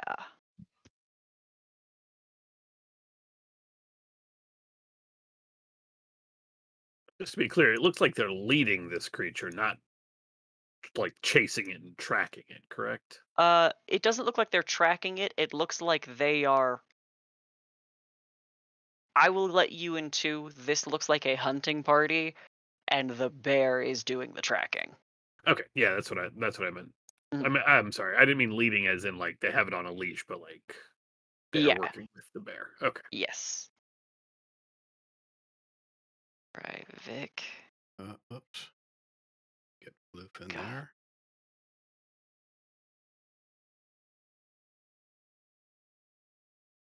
Yeah, Floof will critically need to be in initiative.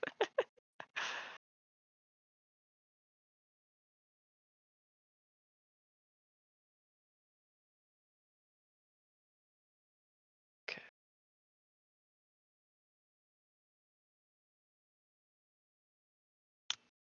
Okay. Uh, Zazarak, you are first to act behind your log. Yeah, uh I'll spend half of my movement to get up. I will I think I'll move up here and sort of close ranks a little bit. I will tell Floof to uh, protect Irina, and I will cast Crusader's Mantle.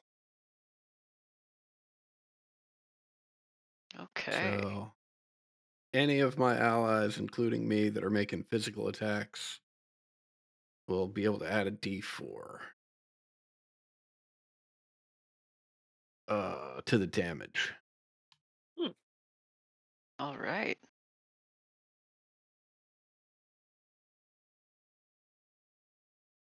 Let's get you a second aura going. 30.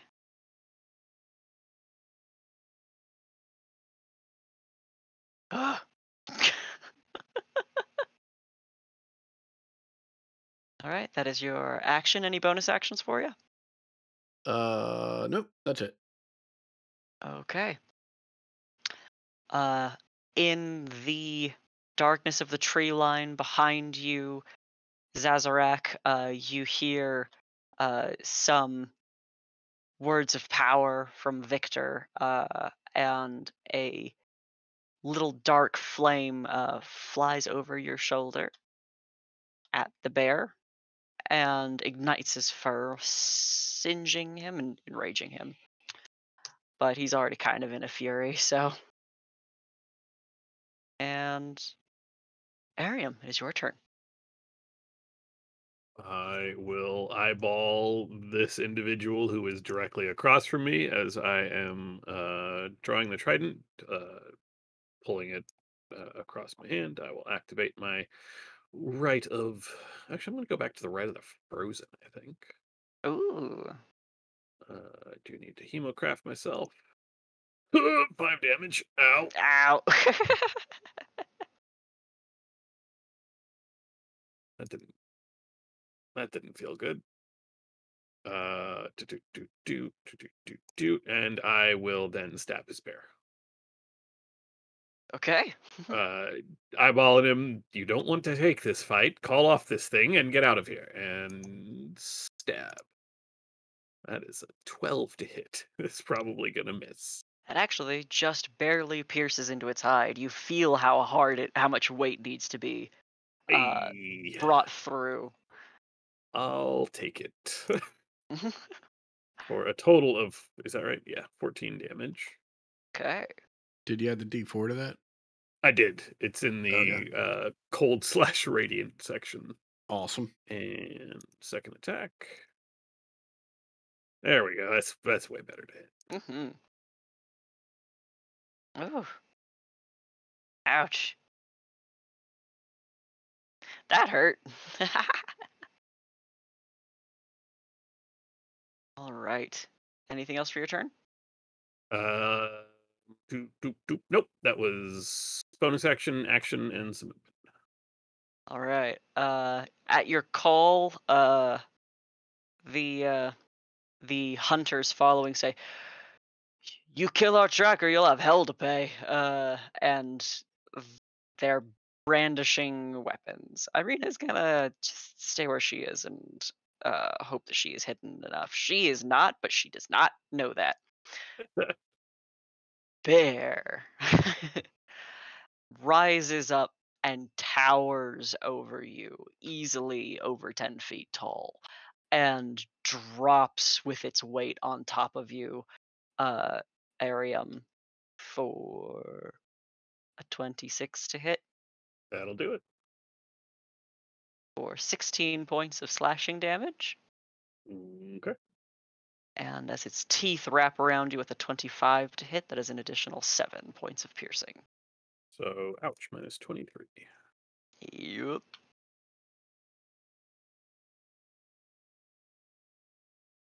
And then Zeldrin, it is your turn.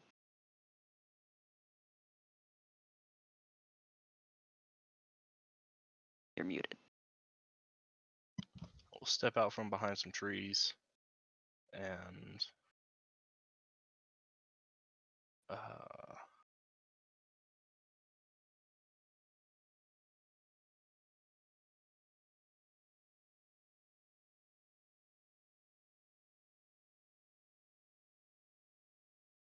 been staring at stuff for so long and I still haven't come up with anything.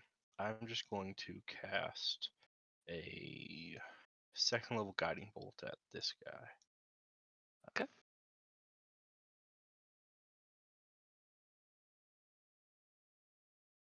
Well, that's gonna hit.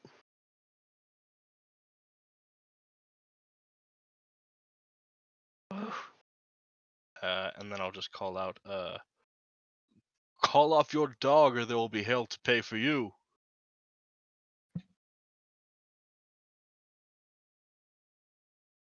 You hear them say, "Hey, these are the ones that she was telling us about.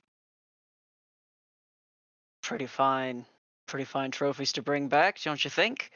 Uh, and their idiot asses are going to rush into attack. Um, with reckless attacks at the both of you, Arium and Zeldrin. I have 2 hits with with the giant axe at Arium for 5 and 11 points of slashing, and then a critical hit and a 23 against Zeldrin Those will hit. is 18 and 6.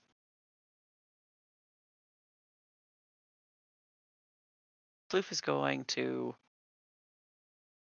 wriggle around and probably dodge, I think. Is that fair? That seems legit. Yeah. There's a good line between the monsters and him. That leaves Zazarak. It is your turn. All right, I will rush in here, and then at this individual, I will start swinging. You will have actually advantage on these attacks as they've attacked recklessly. Okay. Okay.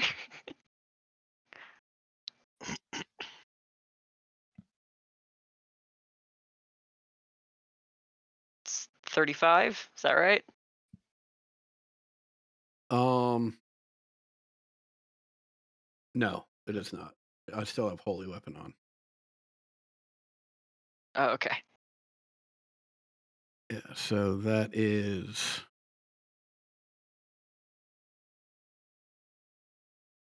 You could unselect Holy Weapon and then just hit the damage again from the critical damage. yeah. There you go. Okay. All right. That's 22. Does the 15 hit? I would It assume not. does. Oh, all right. I think. Yeah. Then Okay.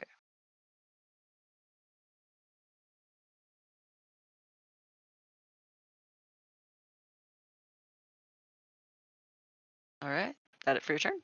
that is it. All right. Your weapons are clearly effective, but Mhm. they have a sort of wily madness that kind of leaves them mentally less phased Mhm. by being attacked. They're raging. It's fine. They're barbarians, not werewolves. Good to know. Correct. Correct. Let's see. Okay, Victor. Ooh, you're still invisible. Let's just keep doing what you're doing. A much or a substantially better bolt of fire flies between uh, Zazarak and Arium, and you can feel the like dark heat as it makes impact for 18 points of fire damage. And Rokea or Arium. I think as a bonus action, we will be Rokea because I've already lost half my health. So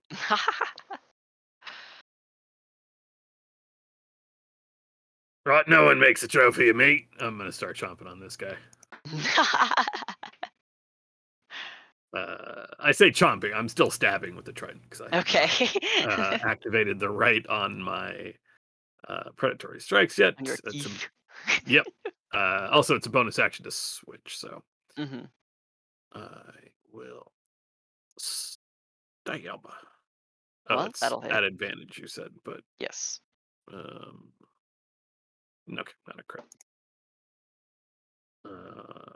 For garbage damage Mhm. and another Yep. Ow.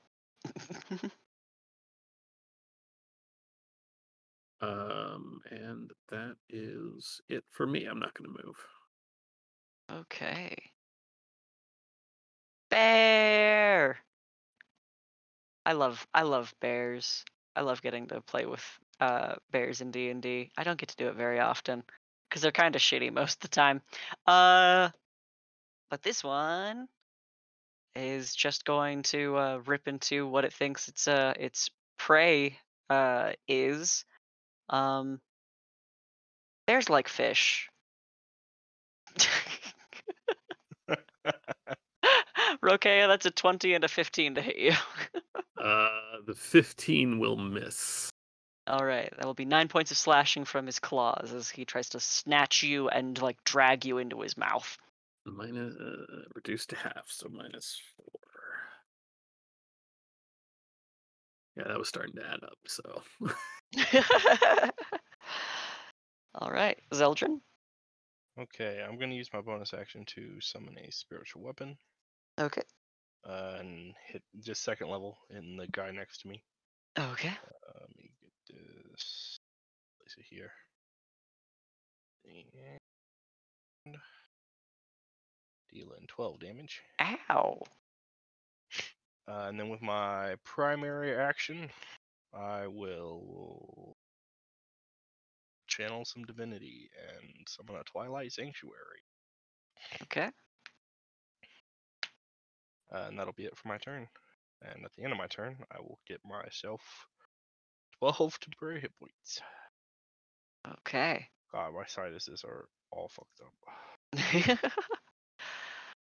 The fella substantially bloodied on this end, but still battle crazed, will attack first at Zazarak and then at Rokea. 24 and a 24. It's a 9 slashing for Zazarak and 11 slashing for Rokea. And the other guy, slash. The only one that's going to hit is the 24 for 9 points of slashing to Zeldrin.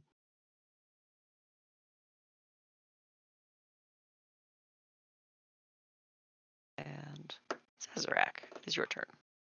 Yeah, I will repeat the same thing I did before and slash away at this raging barbarian. Uh, Are these attacks normal? I don't, or did they These will attack also be at recklessly advantage. again? Okay, gotcha. Ow. Okay, that one is speared through. In his fury and enthusiasm, his arms flex backwards with the axe, and you take an opening and make an opening in his chest. Okay. And he writhes for a while before bleeding out. Bloop. All right, I will take that second attack just at the bear. Okay, great. Okay, let's see. That's the. I can't do math. Okay, I've done the math. Okay. And also at the bear. That'll hit. Okay, how do you want to do this?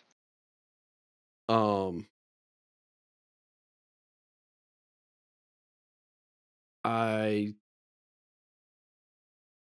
see this bear clamp down on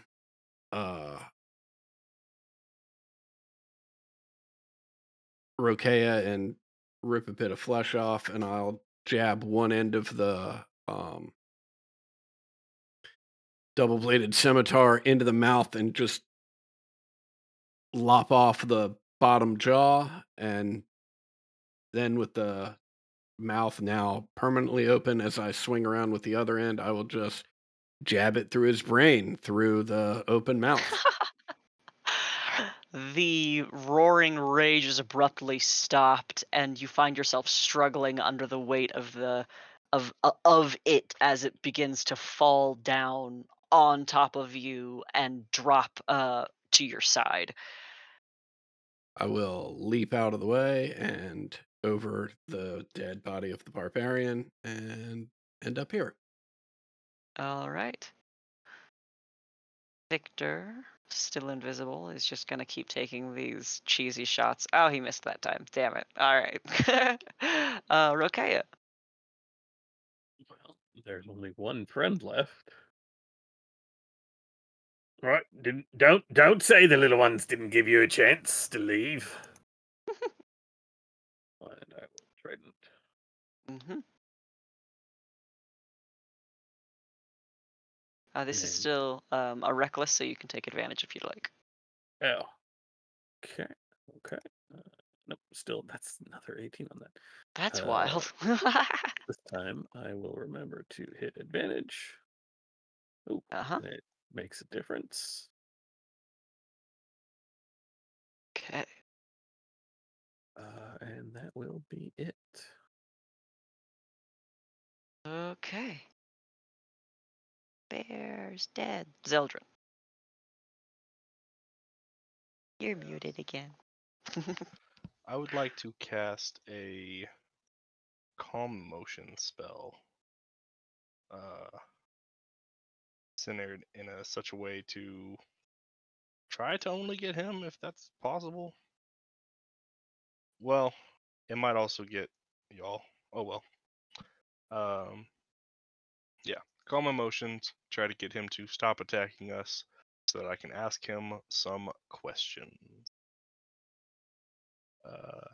He and I guess Zazarak need to make a charisma save. Mm-hmm. Rolled an 11. Okay. Okay. Yeah. So indifferent to all of us until he is attacked. That's a 7. That's a I'm sorry, that's a 6. I don't think you were in the radius, but The heavy, the like, the bloodlust turns to heavy breathing and slumped shoulders, and the weight of the axe just drops into the dirt, hands still around its stave, but settled. That's that's the turn. We're gonna keep initiative because you have 1 minute. just as he calms, I do just want to you've seen what we've done. If you fight us anymore, you will die as well. Tell us who sent you. Tell us what you were looking for. Hunting. You were mentioned by Anastasia.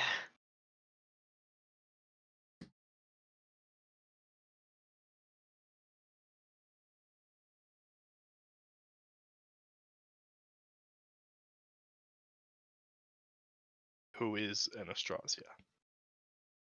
Anastasia is one of the household of Zarovich.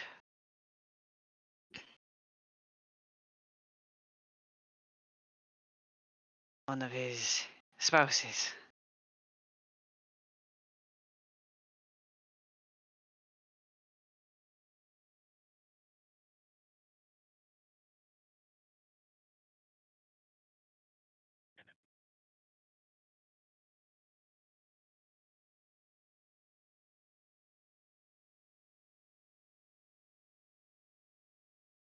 She would pay and offer much for your hides.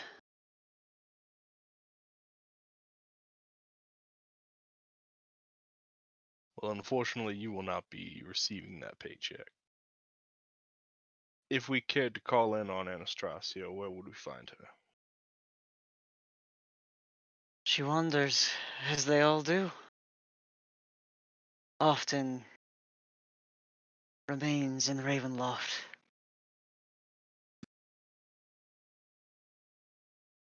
I have met her in the ruins of Berets.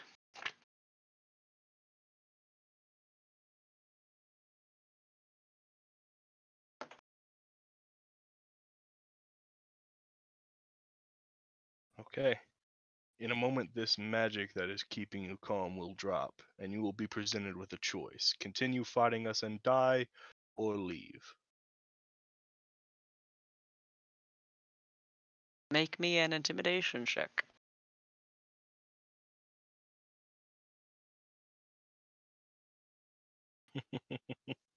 Mm.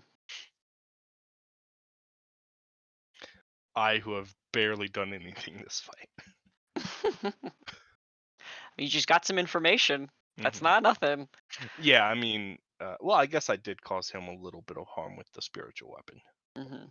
But yeah, and then I will just kind of look to the others and wait for the spell to drop.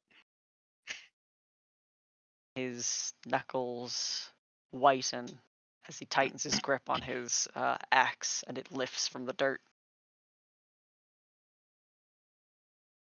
We'll go back to the top of initiative, and I'll let Zazarak make the first move.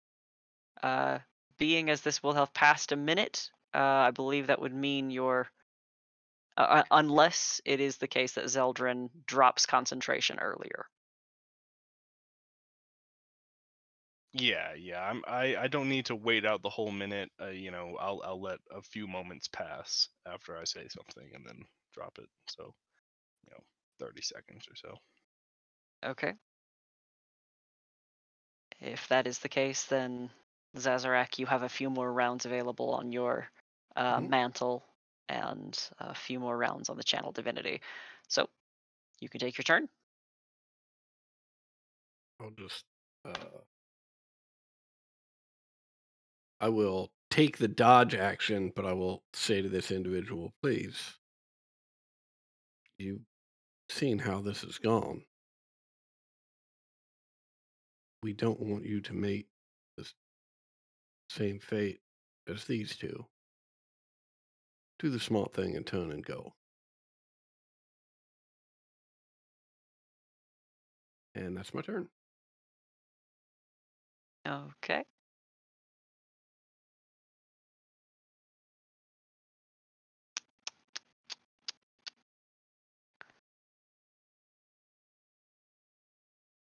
Zeldrin, you hear a voice kind of near you. It's certainly Victor's, but you do not see him. That just says, "It would be best if you turned and fled now." And Check out the big empathy on Victor.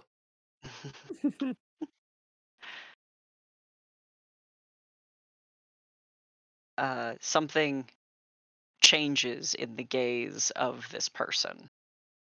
His eyes sort of glaze over. Rokea, it is your turn. Okay. The calm emotions is broken on this guy. Mhm. So now to Eat the him. knives. I was thinking about the predatory strikes, but I will stick with the trident. He is not reckless, so this is not an advantage. Okay, that will still hit. Okay, let's see.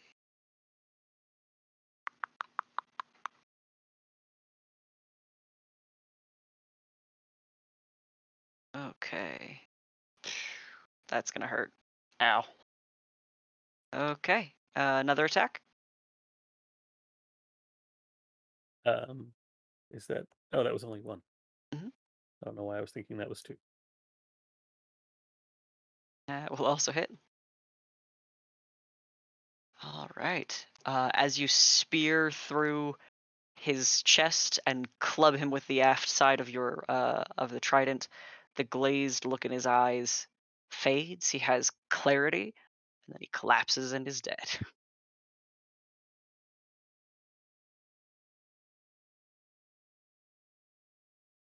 Oh, All right. Well, we are being hunted. Well, I mean, it kind of sounds like they were just out hunting and came across us and recognized us. Yes, but he did say that Anastasia or something like that. Um, that she would be interested in. I am winning. My power is infecting all.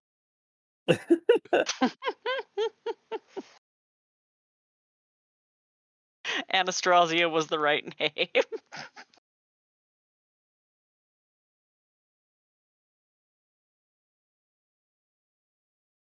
We may not be sought actively, but there is at least a reward for our capture.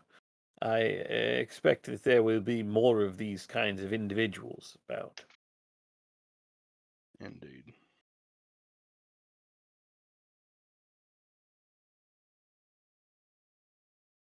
Well, should we Say, find ourselves near the ruins of Borez, perhaps we investigate. yeah, very good call. Say, if anybody knows anything about what to do with animal hides, it's entirely possible we might not need cold weather gear after all. Poke the bear. Anybody have any skill with this? Victor, what about you? Me, Don't like act like you don't know your way around dead animals, Victor. the skeletons of them.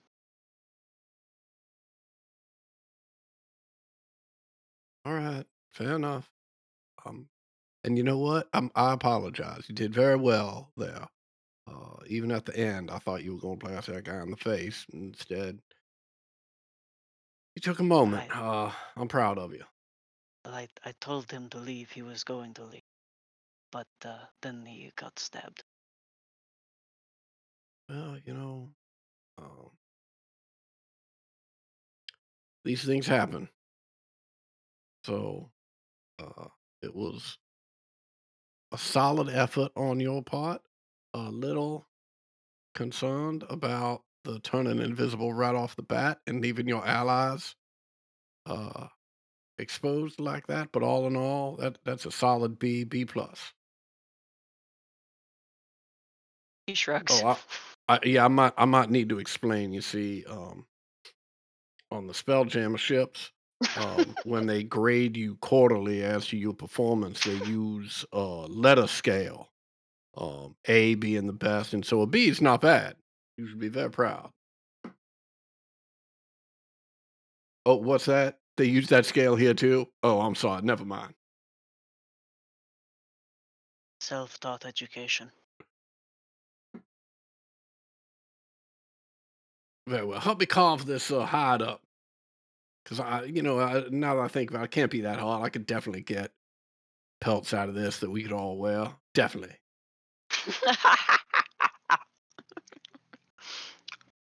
Sure, make me a survival check.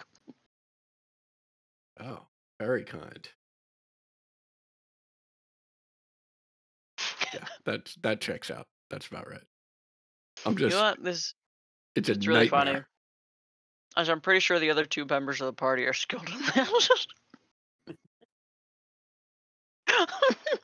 I gave him the opportunity. Nobody spoke up. you gave plenty of time.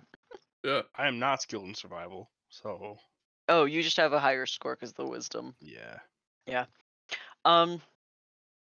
After attacking the corpse with the blade of your scimitar, you have already cut this thing enough, and you are beginning to see also that there are patches of like mange and filth on this animal, and you just kind of like it the weight of this as a project starts to kind of dampen your spirits. Oh no, you see, I see what the problem is. Without the proper tool, the hide just comes off in ribbons, so it's not really going to work for us. But if I had the right material, I could definitely do it. But no, we're probably just better off at this point going over like the original plan, buy some goods, because I mean, I totally could have done it. Oh, I'm sorry. Were you thinking of turning the bear into a coat or something? Well, yeah, like cloaks or something like that. But I don't have the. I believe the name of the tool is a decloaker. Yeah, I'm pretty sure that's what it is. Like you're removing the material that would be the cloak from the bear, so they call it a decloaker.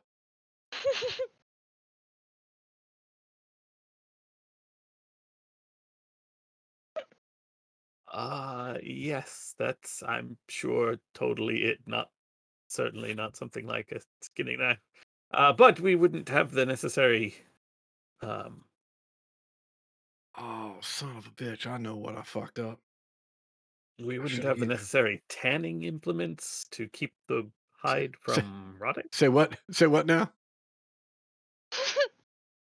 There is a. I mean, I'm not entirely familiar with it. I'm familiar with the chemicals for their use in other sorts of preservations, but I believe Well, that there would be some uh, some preservatives necessary to keep the hide from mm, rotting on poor Victor. mm. Well, I guess we won't find out because I screwed up, and I mean, I realize now that I've got a tool to separate one thing from another. It's the greatest tool in my box, and I'm sorry, old Crow, that I didn't. No, this would certainly be usable. This hide would be perfectly usable if we had the necessary alchemical Mm, implements, but it's a shame we don't. Oh well, have to leave the yeah, hide. Perfectly usable hide, perfectly well skinned. yeah, perfectly. Yes, what Ariam said. Yes, it was perfect. Victor, crouching by the butchered bodies of the people, suddenly stands up and puts into your hand, uh, Zeldrin something smallish that he's retrieved from them, and just starts kind of like walking back towards the road. I will take a look at what's in my hand. It is a bag that appears to be made from a gutted toad that has been dried and treated. There's like weight to it. There's something like there inside. Yeah, I'll look inside of it. You see some precious stones uncut within. Oh well, would you look at that? Victor just handed me a sack of stones. In a frog. A frog sack.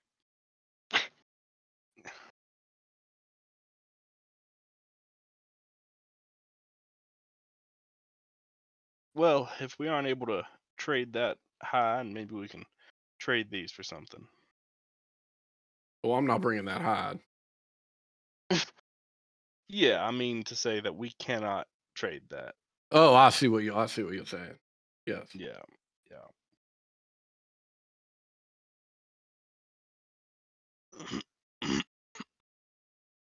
Floof, what were All you right. doing? Big puffy posterior hanging out in the breeze for half of that fight.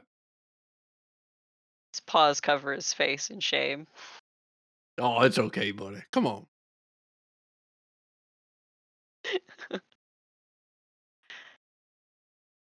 You'll get back onto the road.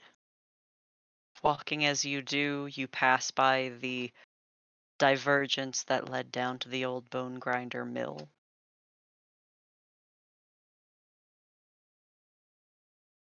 And the sun begins to fade. It's not quite sunset, but it's getting darker. Walking on the road ahead, you see more travelers who appear to be walking the same direction as you, though they are burdened with a hand cart and move a little bit slower. And as you pass them, you see some folks who are dressed um, in common wear, a little bit dirty, um, surprisingly newer than you see a lot of folks in, um, uh, but seem to be likely Barovian. Um, uh, they wave to you as you're getting near, and one of them says,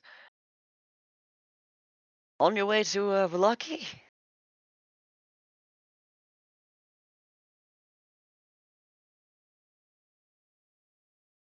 We'll head to that direction. Just to pass through, though. We have some wares that we're hoping to sell there. Have you been there before?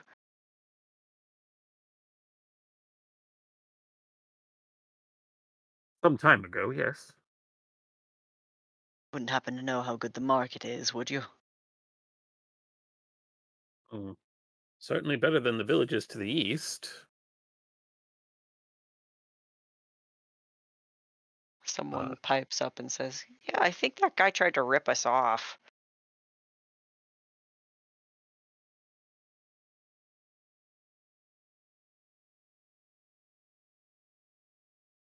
Say, any of you have any coin you're willing to part with?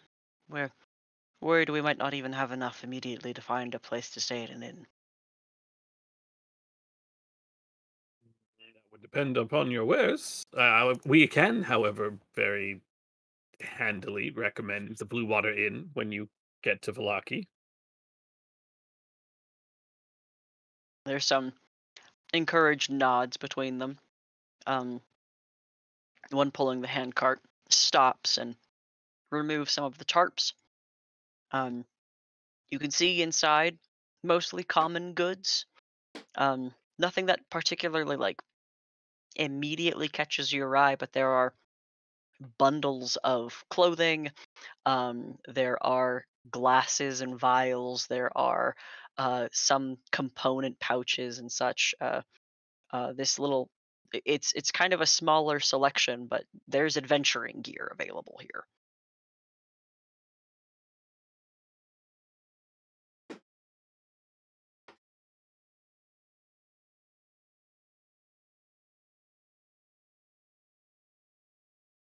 Well, I mean, we are needing cold weather gear. Victor, there or Arena, is there anything that you think might work? Irina gets down from Floof and uh, picks up another like heavier cloak and hands over 5 gold. Uh, Victor kind of turns out his pockets.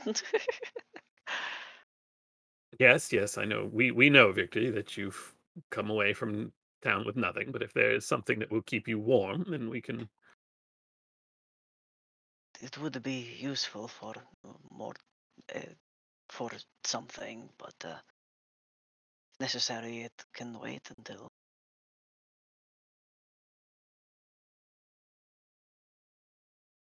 Um, I'm gonna look around for uh some warm weather gear for myself, Mhm. and Th- yeah, go for it. yeah, there are two more like heavy winter cloaks and like layers as well. So like sets of clothes. Okay, are they each 5 gold? Mhm. Okay, I will hand 10 gold over. Um, so, and then I'll take one. Well, actually, I'll hand one out to Victor. Right? Mhm. Do you need cold weather gear? He nods. Not. I'm just extending it to him. Here you go. He takes it. Uh, Aaron, if I remember correctly, you're good. Is that correct? I'm All right. from a place where the sun rarely reaches, so we are used to the cold. Excellent. Zeldrin, that leaves you and I. Well, you probably hang on to it. I'm loath to give up the cloak that I'm currently wearing. It might not be as warm as that one, but I think I can make do. Very well.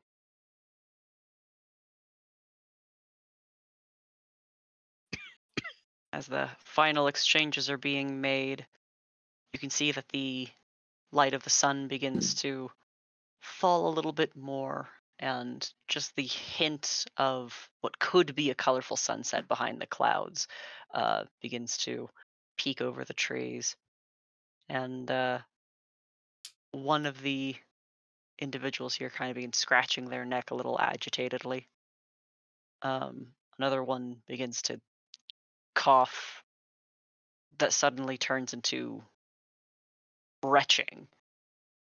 Um, and in front of you, very quickly, as the sun falls, the travelers here transform, and not in any manner that you have yet accustomed. Their bodies just quickly rot in front of you and begin to reek, and the sockets of their shoulders drop, their hips falter, and spines crumple, and before you stands creatures of darkness that have lolling jaws and dull eyes.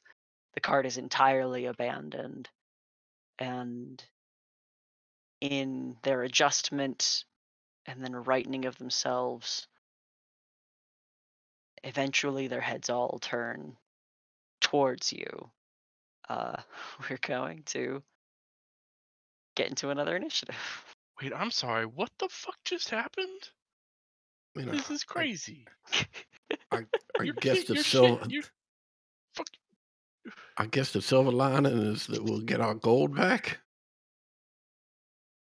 Hey, free cart. Yes. This is a very weird random encounter, but I did like it.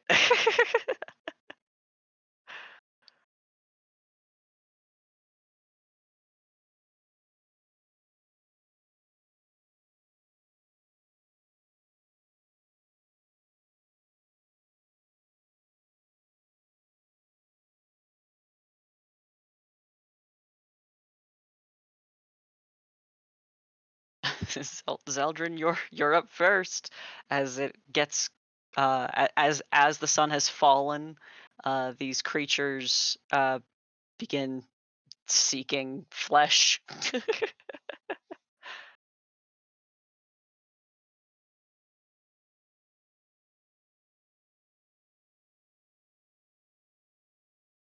God fucking damn it. Well, as the twilight falls, may the dawn rise, and I'm going to cast dawn on these motherfuckers. 30-foot radius, 40-foot high cylinder of bright light that is considered sunlight. I'm just gonna put it, far enough that we're out of it.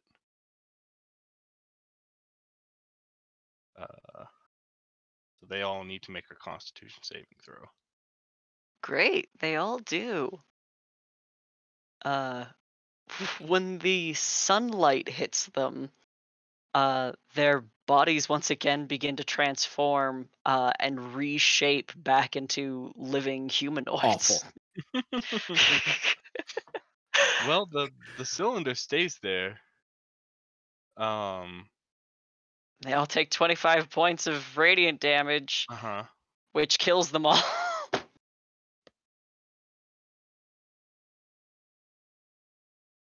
Okay. So that's combat, actually. Because not a single one of them saved. All right. I'm feeling really loose after that fight with those barbarians and that bear. I think this is going to be good for me. I'm going to. What's that bright light? Wait, where'd everybody go? Truly, It ju- I have no fucking clue what has just happened. I,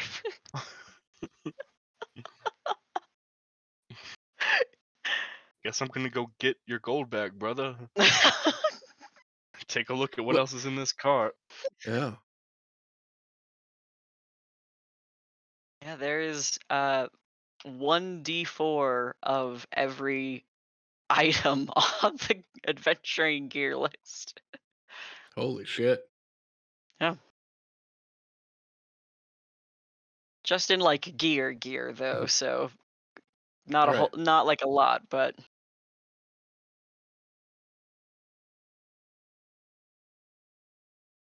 Victor goes and looks at the dead bodies. Of course he does. Floof, would you perhaps be willing to help me by digging a few holes to put these in? I nod at Floof I and yeah, Floof I goes, I no, I don't think that is a good idea. You don't think burying them or cremating them in a hole in the ground is a good idea? That one's good. Cremating, yes. They're uh he's like looking through his book and like casting small magic. There's an enchantment on a powerful force on them. If they're left without light, then they'll return like they did. Hmm. Otherwise, they will be dead bodies by daylight, I think.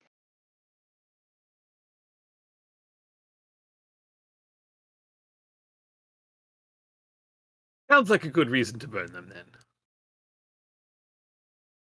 So that they don't come back and harass other people on the road.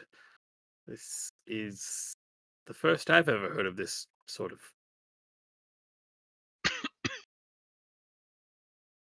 The, maybe a form of a curse, dark hex, a transformation of a living matter into undead and then back. That is very interesting.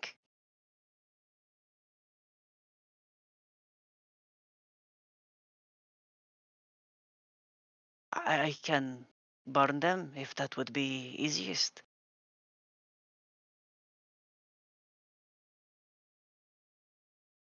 I think that's best if we.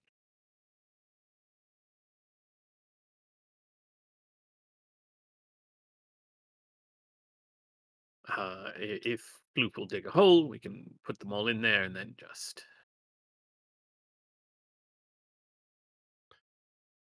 You have at it, can do Floof. your thing.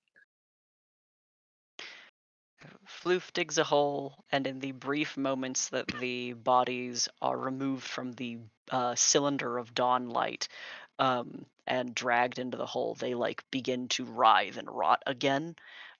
Dropped into the hole, uh, Victor firebombs it, and purple flame just fills that 10-foot pit. Does not catch anything else. But I'll mark that. Make those spell slots real quick.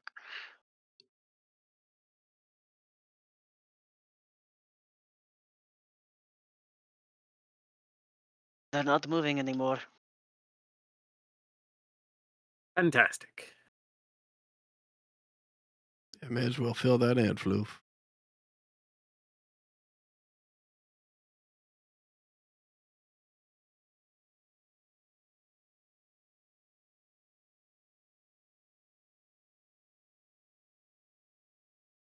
That went weirder than I expected it to. Oops.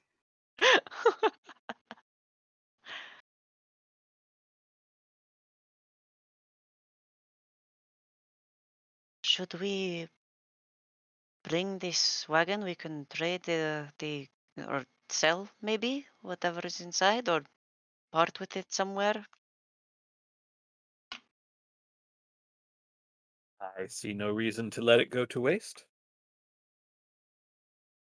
Yeah, absolutely. I mean, uh, we can trade it for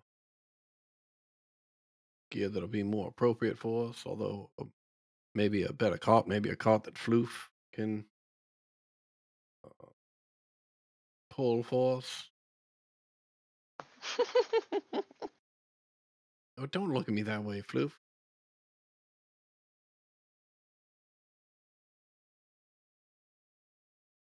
In any event, I think that's a wonderful idea. Let's make sure we take this with us. How far, Victor, to Valaki from here? How much time? He looks around and says, About an hour, but the sun is already down." So we will not be able to get in. "Not today.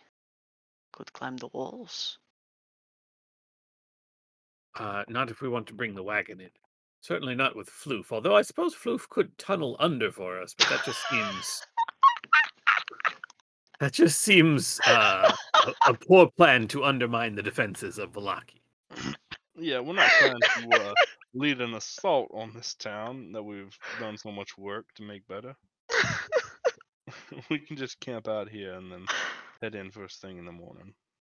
I mean, we could go to the Vistani there, go see Aragal. I'm sure they would be happy to provide us Teosextic. I'm sure they would be happy to provide us with some sanctuary for the evening.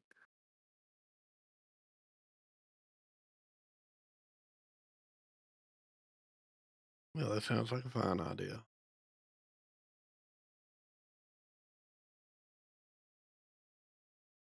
All right.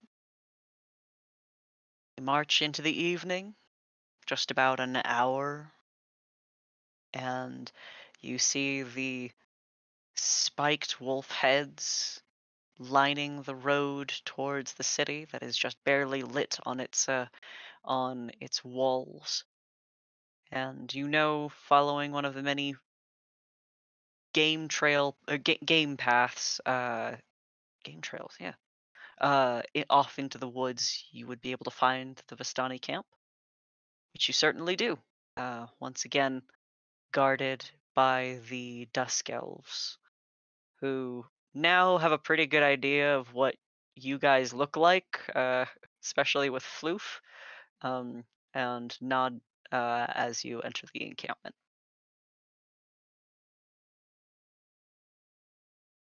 Good evening. We are just passing through and wondered if we might be able to impose upon your hospitality again. Uh, one says, "You will always be welcome with us," and looks at the group, kind of winces when he sees Victor. Ooh, spoke too soon.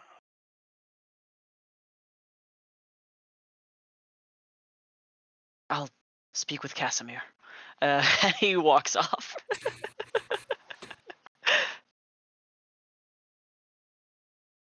Comes back a minute later, confirms that Casimir will allow for the lot of you to share in his in his hovel.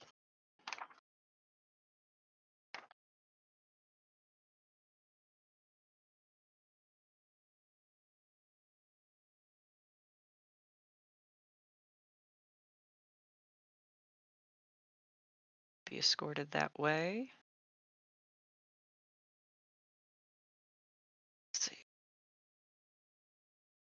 The house again, very small and does not have much furniture for sleeping upon, but has the shrines to the elven gods carved into the masonry. Um, Casimir himself is unhooded in his home, welcomes you inside, and says, "Have you found any fortune as you've traveled? What news have you from the villages.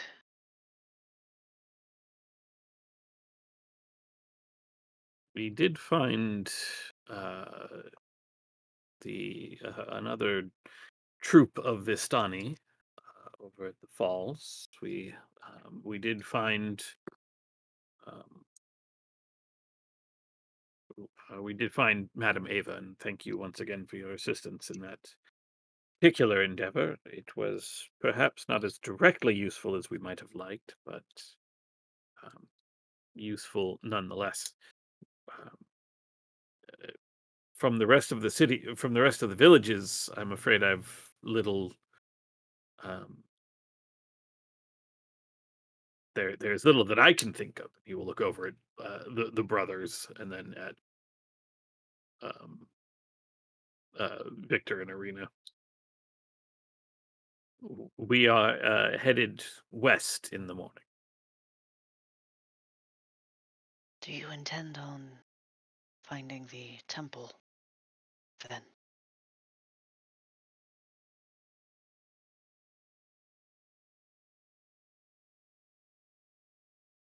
That is certainly something we intend to do.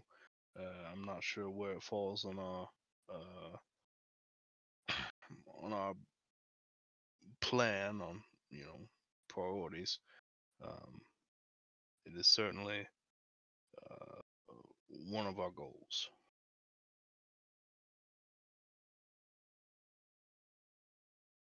He nods. As long as you may need rest, you may stay with us.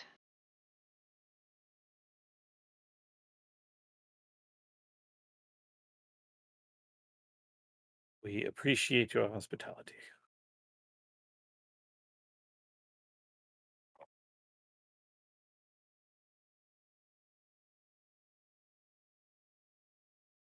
Victor and Irina unroll bedrolls in corners of the room and make themselves comfortable. As it is late, Casimir intends to likewise rest. There are guards outside the door. Anything you intend to discuss or handle before you take your long rest?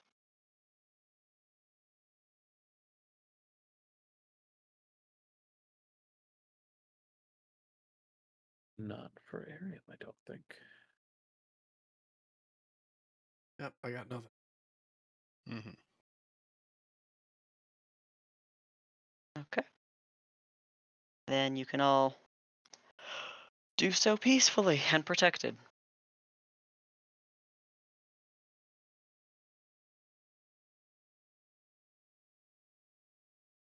Anything you'd like to do in the morning?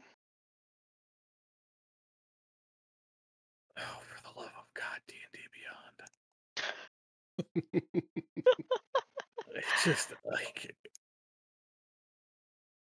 I try to change Hey, anything and it just crashes immediately. hey, I feel very bad for you. I know this has been going on for a long time. I'm sorry. That's super frustrating. B, as soon as I heard "Oh, for the love of God," there's a part of me that was like, "Oh, I can't wait to hear him lay into Victor. I wonder what he's got."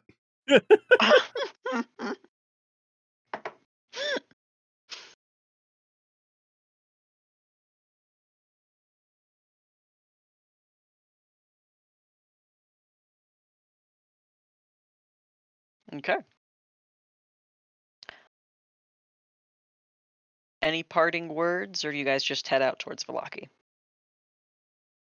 Uh, do we need to go to Vlaki, or should we just head on to Kresk? You still do not have cold weather gear. Yeah, I was just about to ask,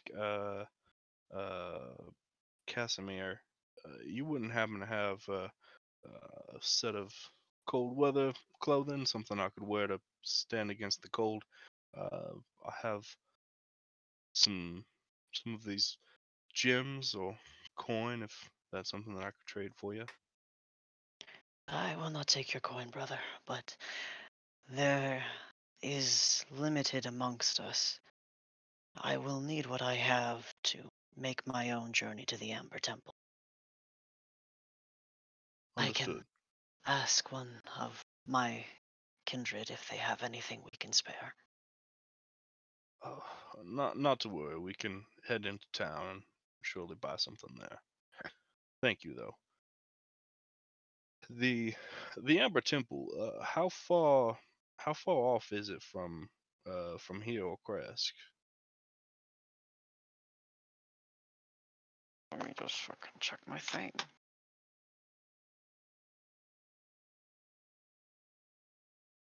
Let's see.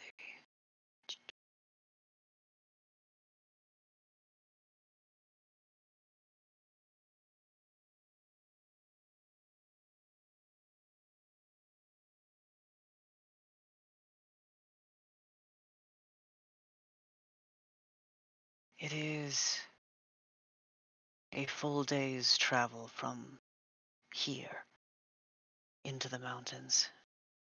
Not so far north as Kresk, and not so high, but path diverts. I would head south. The spirit of my sister is plaguing me, and I feel I have little time left to save her.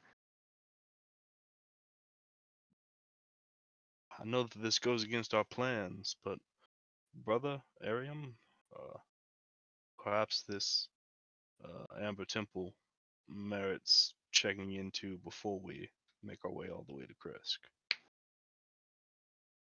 I agree, especially if there is a spirit that needs to be laid to rest.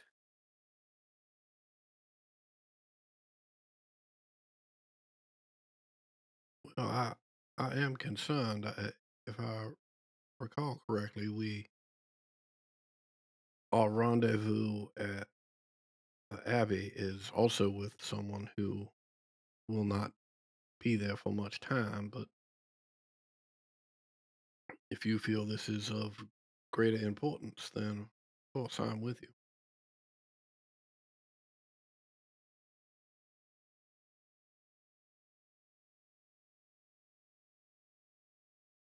This is something that I can bear on my own if you have calling elsewhere.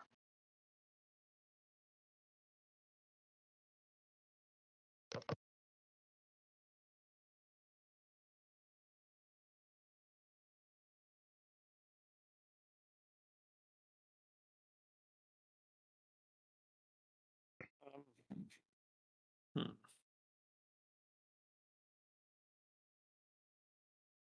Well, Uh, do you have a map that you could perhaps show us? I'm trying to have a better understanding of where these things are. If it is possible to assist you on our way through to Kresk, I know you said that there is a place where it splits, but it would depend on how long the journey is. How much of a detour, I mean, it would cause us.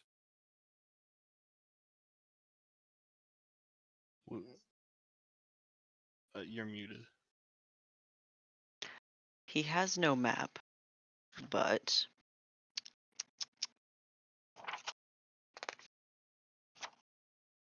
let's see.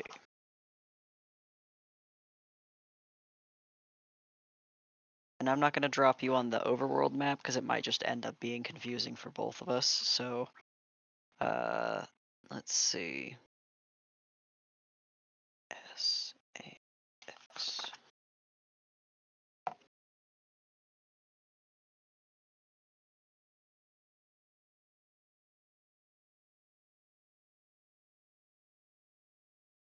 He says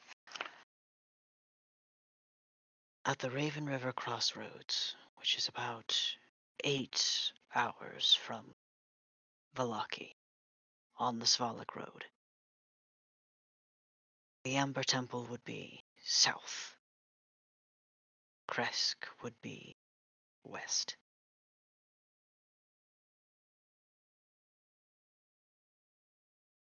I think I wish to be with you. I wish to go along with you for this task, Casimir. I think, should it be the case that the person we're hoping to find at the Abbey is no longer there, It is just a person we are looking to meet. It is not someone we have a scheduled meeting with. Perhaps we would be able to still track them from there afterward. But if this is something that Casimir intends to do presently, I think we could learn much, and our presence there would be valuable.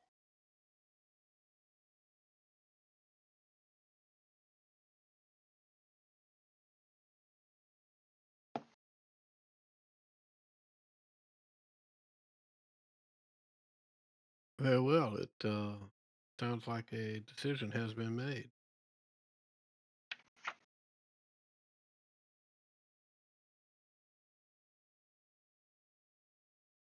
He nods, and you can see gratitude in his dull eyes.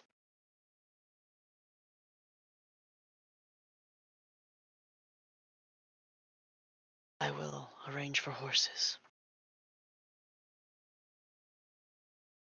He grabs his own cold weather gear and heads out of the hovel. You have some. Um, yeah, as he's leaving, I'll say, just as you do that, we will head into town right quick and see if I can procure myself some clothing. Understood.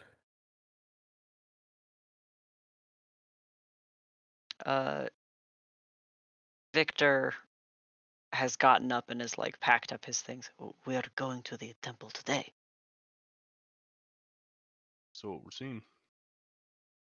He grins.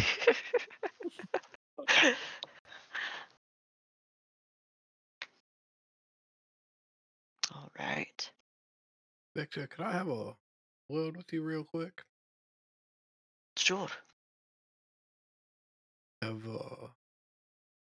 you had any time to contemplate what you might do if that werewolf bite has in fact infected you? I have considered.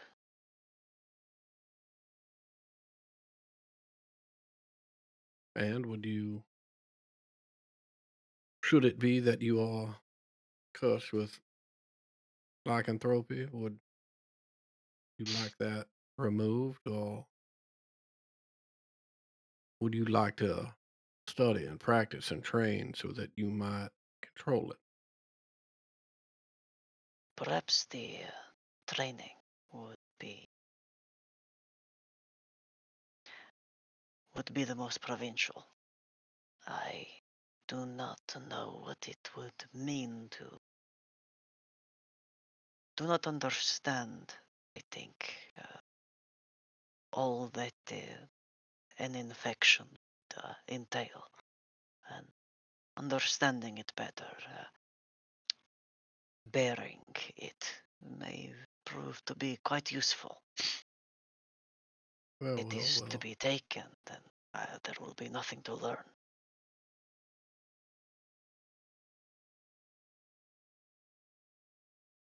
Well, then, you find yourself in good fortune. For you may not know much now, but you have a wonderful resource that I'm sure will be more than happy to answer any questions you might have and assist you on your journey, should it be one that you are faced with. And I'm gesturing to Ariam.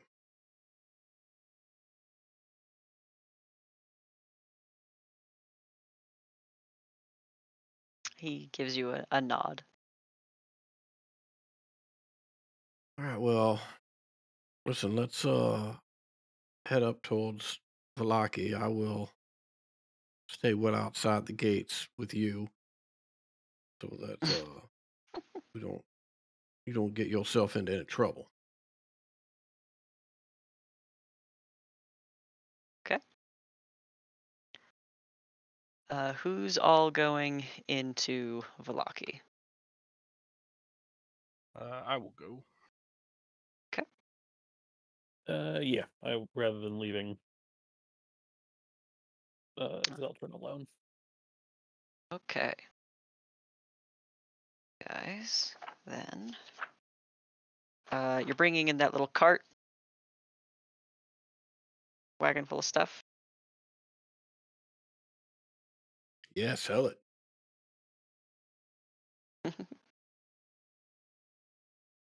Okay. The best place to go would be Arasek Stockyard, which will be open. I believe you guys have already bumped into this place before shopping. Um, they have like an open carriage yard, and some crates and shipment boxes outside, but most of their supplies is inside. Run by uh, Gunter and Yelena Ersek. They're happy to help you out in any way, and they're much friendlier. Their prices are standard.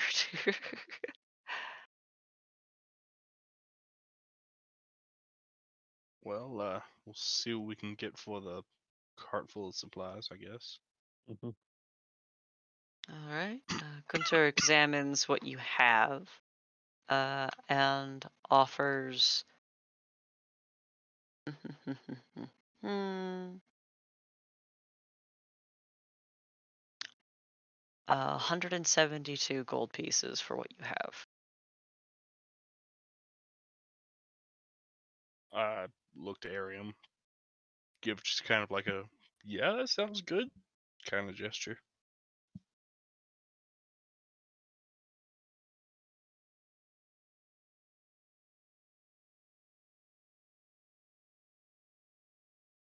Okay. And then I will try to get some cold weather gear. All right. That will be 5 gold pieces. Okay. So we profit 167. Is there anyone else you want to speak to while you're back in town?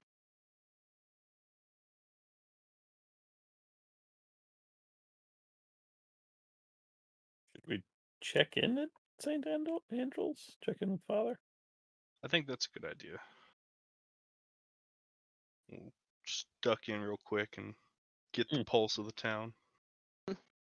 Yeah, see how the new leaders are doing. We can check about Christopher and um,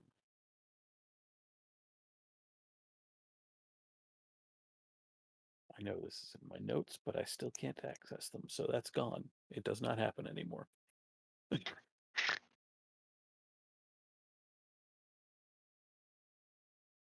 Vasca, I don't even need my notes. I remember her name.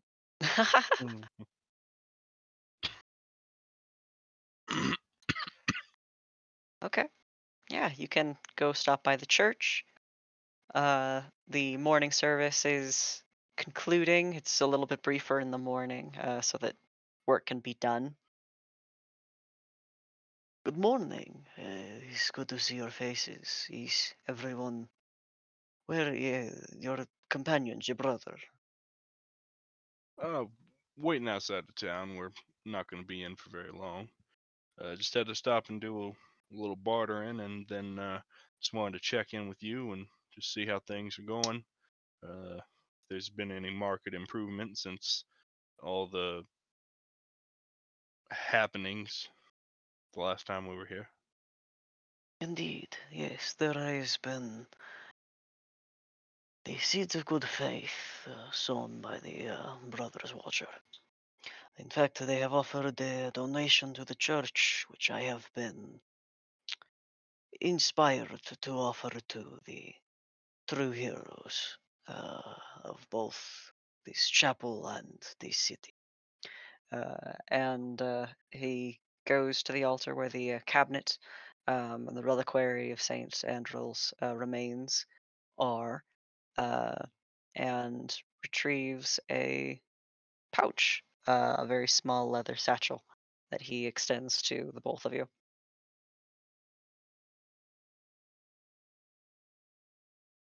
You are too kind.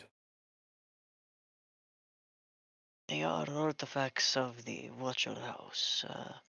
As far as I saw, there was no fiendish desecration of them, but they are offered in good faith, and may they help you in your travels.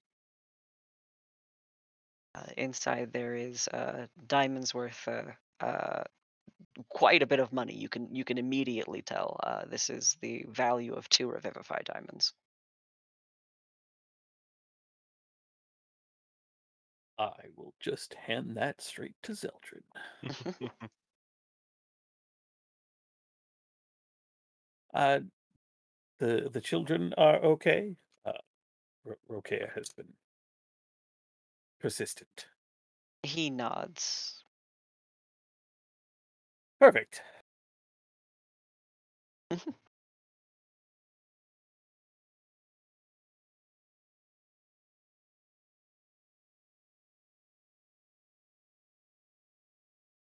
If there is anything else we can offer you, do not hesitate to ask.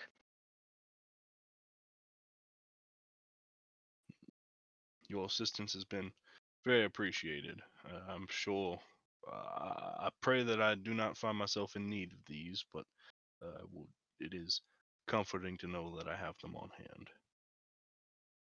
We uh, venture out now, and if we do run into anything, or if we come back through, we'll be sure to stop in.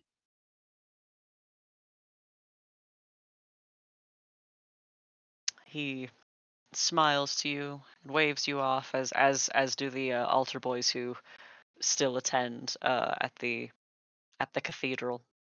Is that it for your Yeah, I stop think in? so. Yeah. Unless Ariam has anything else. Nope. All right. Anything for Zazarak, Victor, and Irina?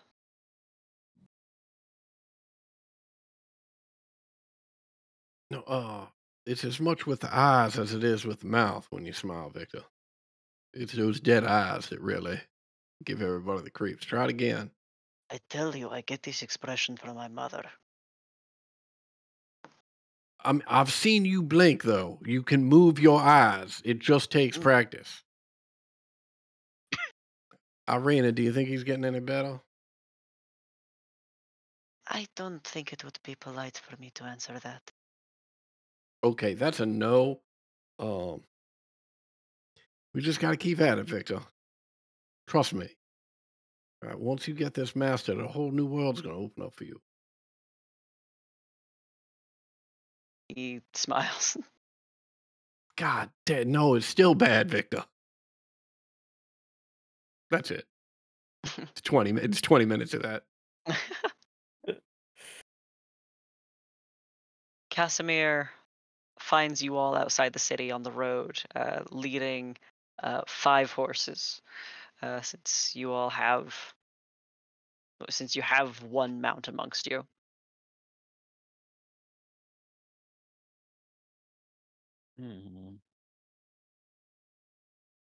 I presume you all know how to ride.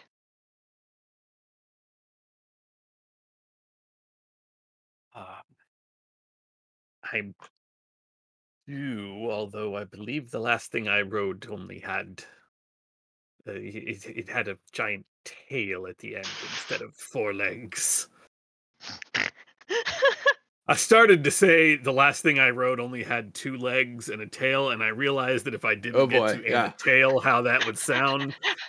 So I just kind of audible. Okay, so the 3:30 mark at the recording is where I gotta start the clip. Excellent.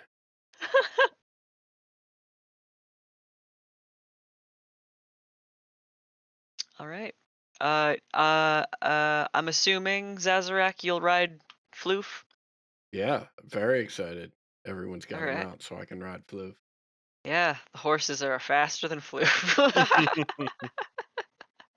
It's all right. We'll just mosey along.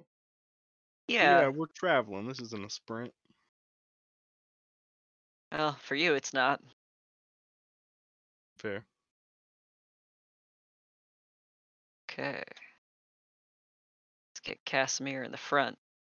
Oh my god, you guys are traveling with someone who knows where they're fucking going. Fucking Incredible. incredible.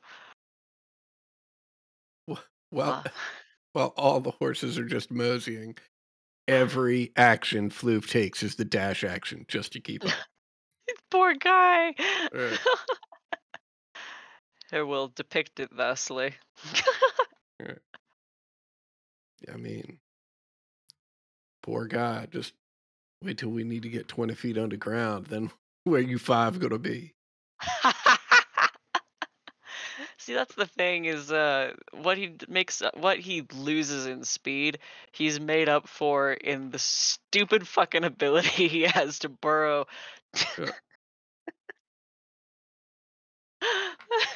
It's not even like a very good burrow speed. It's just that ability is so outrageously good. Right.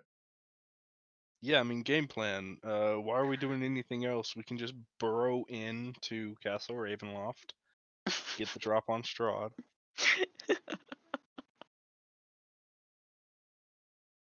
Okay. All right. Casimir says, I hope you are well prepared. It is going to be a long ride. And takes off down the road. It is indeed a long ride. In fact, for many of you who have not ridden in ever or in years and years and years, this is not incredibly comfortable. In your passing, you do in fact see the bridge over the Luna River, which Casimir points out and is named by a sign. And at the divergences you see of the road, there are paths that lead off into valleys and up into the mountains. Some of them are more formal trails than others. Many of them appear dark, quiet, and the mist around parts every once in a while to give you glimpses of strange things beyond. You see, once again, the flicker of the height of a tower. You see the steeple of a chapel and other odd features that feel lonely and lost in the mists. There are people you also hear out here, hunters perhaps, or travelers wailing and lost. Casimir walks, rides silently, unless addressed. What are you doing as you travel, Zeldrin?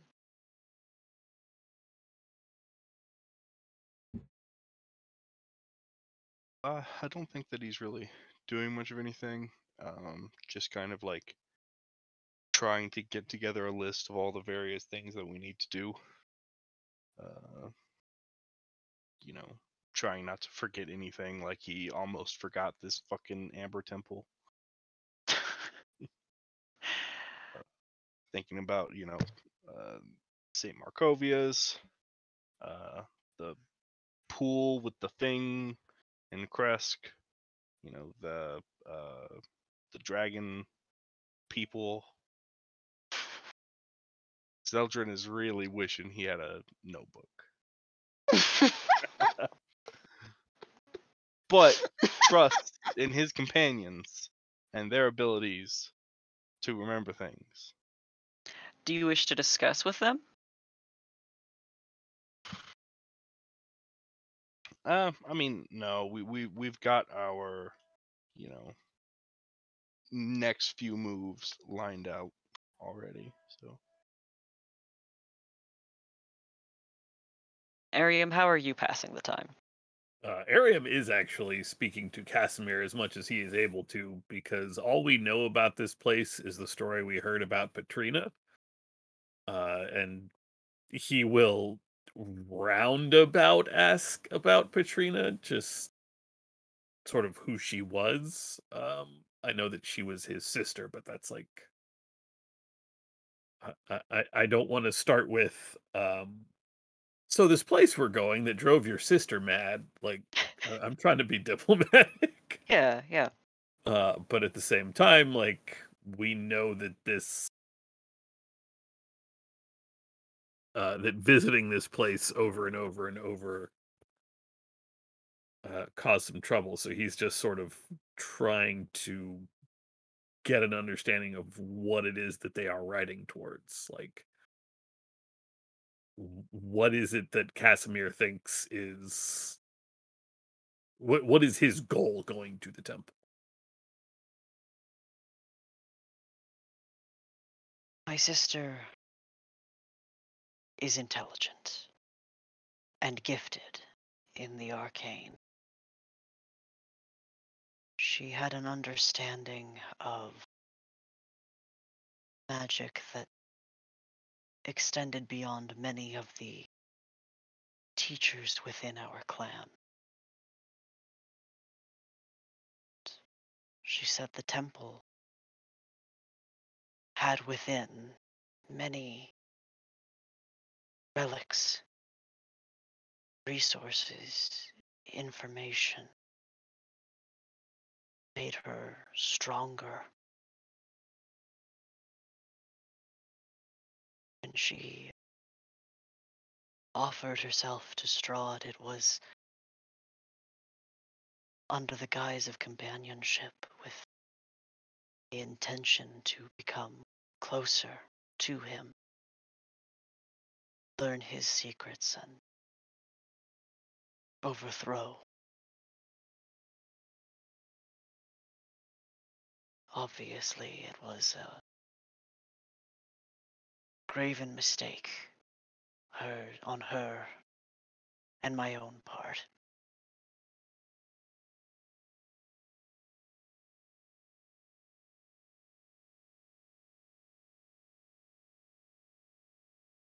She whispers to me while I rest. She tells me there is a way to free her from the castle. I can hear her calling out to me at night. I am to find something. I should know it when I see it, but I don't see it now.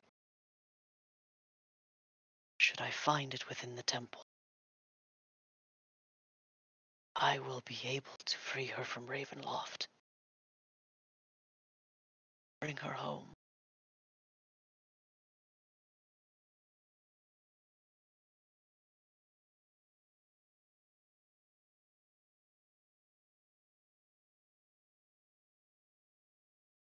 I am sure we will do everything that we can to assist you in freeing her spirit from this place. The secrets that she sought here, do you have any idea what sort of things she did uncover? Not specifics enough to drive a person mad or anything, but she sought ways to remove the master of this realm, or what sort of information drove her to this temple in the first place? She said it was the place where Strahd had found his own strength. I do not know what that means.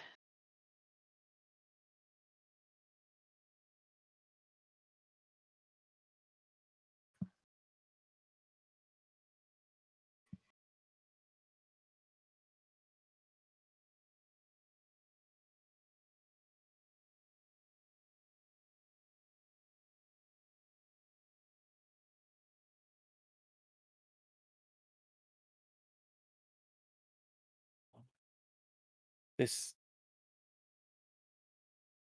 this temple, where exactly do we journey to get to it? The into the mists, into the woods, up the mountains?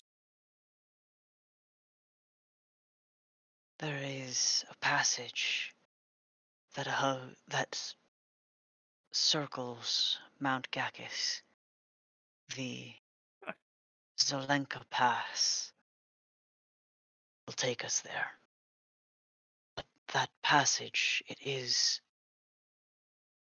very dangerous.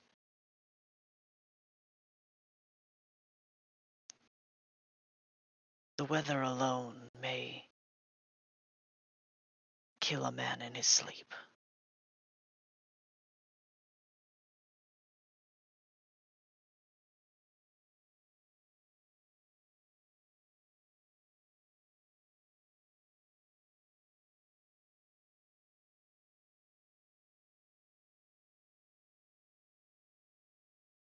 It will be easy enough to find. It is a pass that is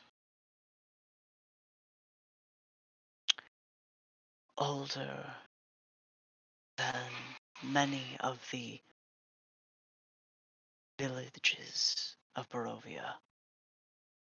It is easy enough to find. I used to ride with my sister to the pass, but she insisted on traveling alone. Easy to find, difficult to travel. Winding into the mountains, I assume. He nods. Ariam will look over at Zeldrin, thinking of the card readings.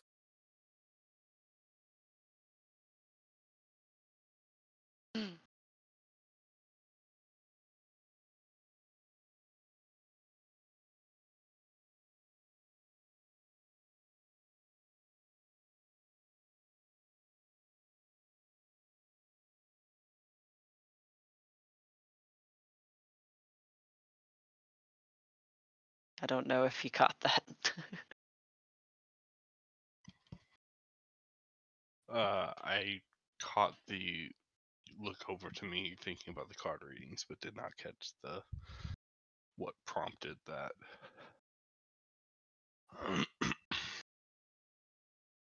Just where we're headed, a long winding road deep into the mountains. Ancient knowledge. Mm-hmm.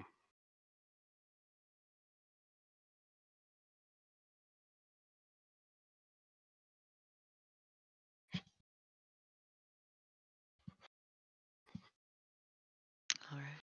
Zazarak, how are you passing the time? Oh, Zazarak is dead silent and has like a 1,000-yard stare going. And during almost that entire time, telepathically, is who's a good boy? Oh yeah, Fluff. Oh, that's a good boy, Fluffers. That's it.